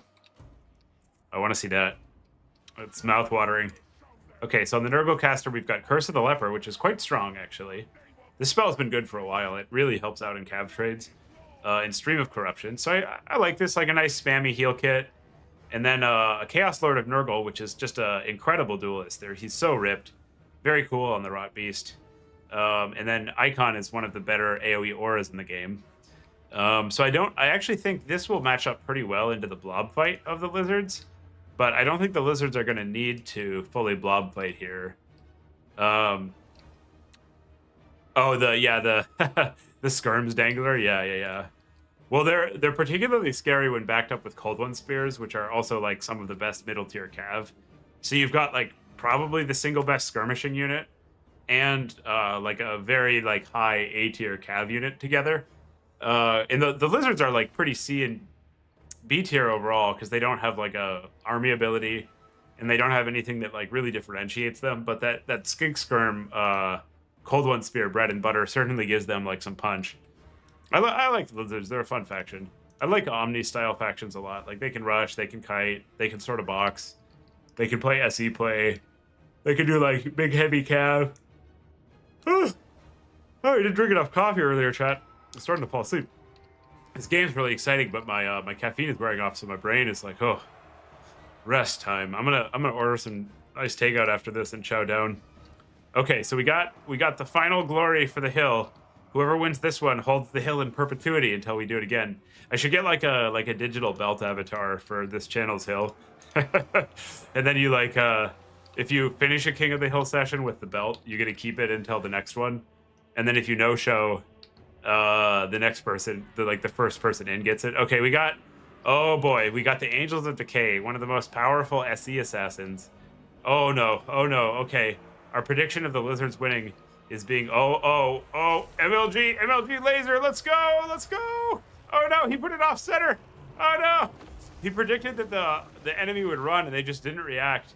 The previous level jukes. Oh, actually, that's pretty sick. Okay, I see what they were doing.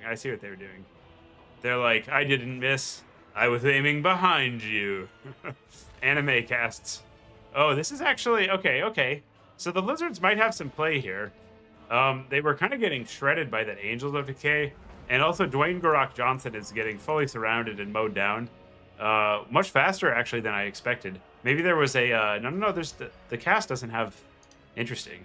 Okay, so the chain lightning is going in circles and burning through the Nurglech hordes, getting pretty good damage there. Oh no. This is the worst possible matchup here. So the Nurgle Lord gets on the Steg, and he's just going to chew through that thing with high charge attack, a very, very high AP ratio, poison, and he's going to get his charge animation periodically here. So, you can just watch. That's like, what, two hits out of 3 so far. Another hit. He's just chunking away at this big SE, and that might be a game decider. Although Dwayne Garrock Johnson getting in there and doing pretty good damage back to the Lord. The Angels of Decay are able to overcome the Rippers with a little bit of support from their axes. And if these guys come in here and start focus firing on the big SE, it might be curtains for the lizards. The lizards helping to counteract this do have the Basti Crystal heals, so they have some ability to protect their big SE. And also they're able to walk it into the trees to reduce the impact. But also a large portion of the lizard frontline has folded. Okay, we've got the Umbral Tide. The Umbral Tide might be a game swinger here. They're going to be able to kill the Angels of Decay really, really fast if the Angels don't get out of there, but they're also fully exposed. Oh no. Oh no, here comes the charge. And these guys die to like a stiff breeze, so I have to imagine that the lights are going to be out here when you see like multiple Skirm Cav and also a Fury on them. Although, interestingly, the Fury is kind of getting body blocked by the Skirm Cav there, and the Skirm Cav are not able to easily stay on them because they're already fatigued, so they're a little bit slower. But still, this is an 1100 cost unit that's getting just absolutely railed by the diving Nurgle units. The Feral Cold Ones come in, but they're not going to be enough to actually peel. You've got to be able to protect your Sally Packs more proactively than that, using their speed and the excellent Lizards Cav.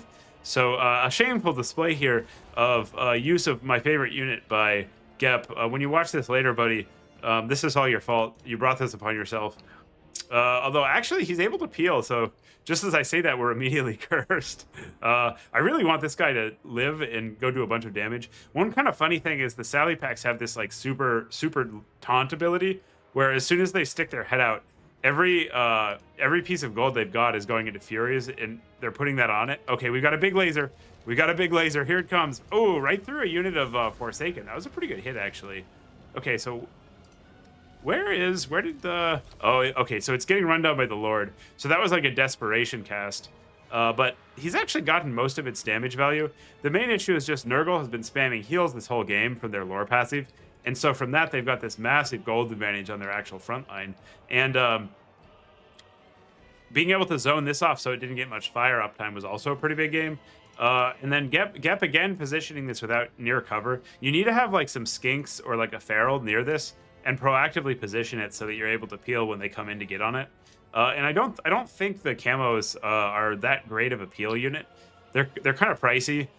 They can do the job, but just like 2 regular 325s can be a lot more effective in that slot. So the Nurgle Lord is really just going to town.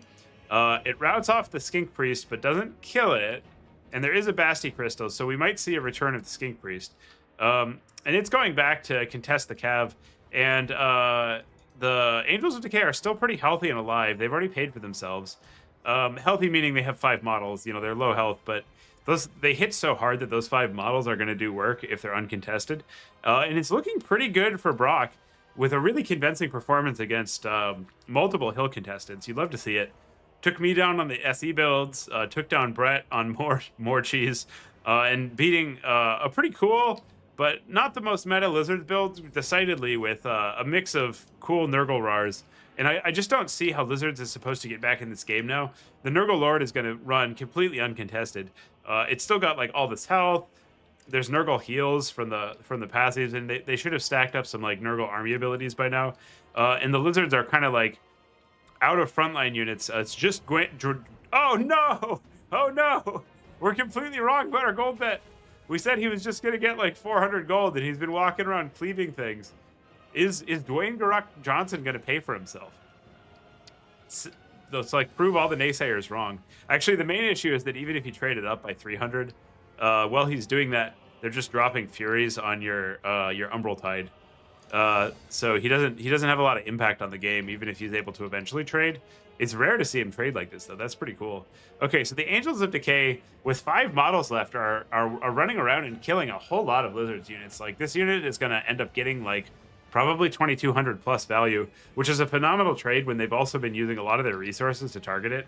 Like, they ran a whole Ripper into it, and they've been running around trying to shoot it the whole game.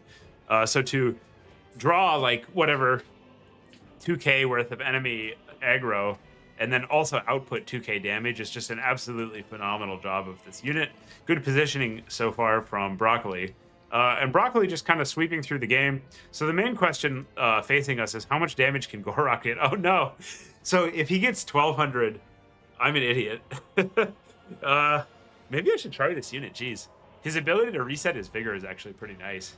Getting some Rev Crystal Hills. This is actually a pretty good application of Footlords. For some reason, they match up really well into Monstrous Infantry. So he's sort of just sitting here ankle shanking away on the Plague Ogres. And they're so expensive that his hits actually are going to get pretty good value here. And ultimately, like, not a bad thing to see. It's just like the rest of the army didn't do that well. One thing you can do as Lizards is take enough Sally Packs that they cover each other. So, like, when they try to dive on you, one of them just runs away and the others focus fire the diving unit. Like, a trio can be some of the most threatening kite element you can, like, deploy for that price point. They're, like, squishy, but their damage output is really off the charts. But just an isolated one with no peeling units is not the best unit. You can take one and just have peeling units, but the minimum is you need, like, a couple Cav in play. And then you use the combination of your Cav and the Sally Packs to gain mobility dominance, and then the Sally Packs can kind of just sit and fire. Dwayne Garak Johnson still plugging. Oh, he did it! He did it! Chad, how high can this man go? This Lizard man. He's got, he's going on 1,300, geez. Kind of impressive. He's had pretty good targets. And then at the same time, though, the Nurgle Lord having a lot more impact on the game. Like, also only about paying for himself, but he's been applying debuffs. He's been chasing important units. He got the key large SC out of play. So just like a very, very impactful showing from the Chaos Nurgle Lord. I really like this unit. It seems to beat most SEs. It's a little bit susceptible to getting hit by, like, Spirit Leech effects because it ends up costing so much and not having that much health. But you can blunt them a little bit with Nurgle heals. And just pound for pound, it's one of the better price point duelists that you can bring that's still mobile. I love this ability. It's just so strong. Like, look at that. When it gets all the way charged up, it's minus 20% to weapon strength and also speed. which compounds with like all the other Nurgle stuff and can really grind any kind of damage output to a halt. Oh my goodness, Gorok is going. Look at him. This is the lizard that could. How is his fatigue? I wonder if the ability is keeping him in like relatively. Oh yeah, he's fully ready to rock. Barely fatigued at all. He could just keep killing Nurgle all day. This is kind of epic lore-wise. You know, it's like the lizard tides have driven back and like they're defeated and lost, but Gorok stands before the Nurgle hordes, fighting to the last breath, making sure that the old ones get the gold that they paid for him. And now the cowardly Nurgle throwing axes come in and finish off our hero. 1574 is a pretty good showing, though. Jep showing us wrong. And now, you know, if I'm Nurgle, I'm kind of thinking about like what's for lunch or like what's the next plague pox we're gonna brew up. Because there's not very many decisions I need to make in the game. I might be considering like, can I spell something in their spawn? That's a good thing to do. Like when you're far enough ahead, you can kind of use like the tab key to see where units are pathing, and you know, like spell out your favorite thing. Like I like to do RTK when I don't get the concession. You know, like I'll kind of visualize it, hold tab, and try to get all the units in their spawn, and see if they can break that up. So that's kind of the correct play in this situation.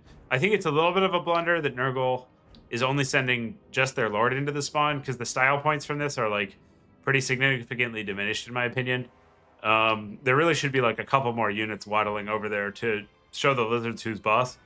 Although this is pretty stylish, I will say. Like they're in the spawn, they're routing stuff off. The Chaos Lord is low health and is still cooking. I respect that. I respect that. They're doing stuff. The Sorcerer has done an impressive job this game, actually. It's gotten like pretty good damage. And also has probably gotten like 1,500 worth of heal value. So that was a pretty good game to finish things off on. Let's take a look at the value real quick. Thanks everybody for watching. If you haven't already and you like this kind of content, remember to subscribe. Really means a lot to me. Helps me keep the channel going. And also you'll see more stuff. And if you hate my voice and you don't like this content, don't do that, because the nasally voice shall continue. That was pretty good. So Brock, you are the belt holder of the own goal King of the Hill. Until next time we do this, you are our defending champion. Pretty good damage on Gorok, actually. Everything else did bad.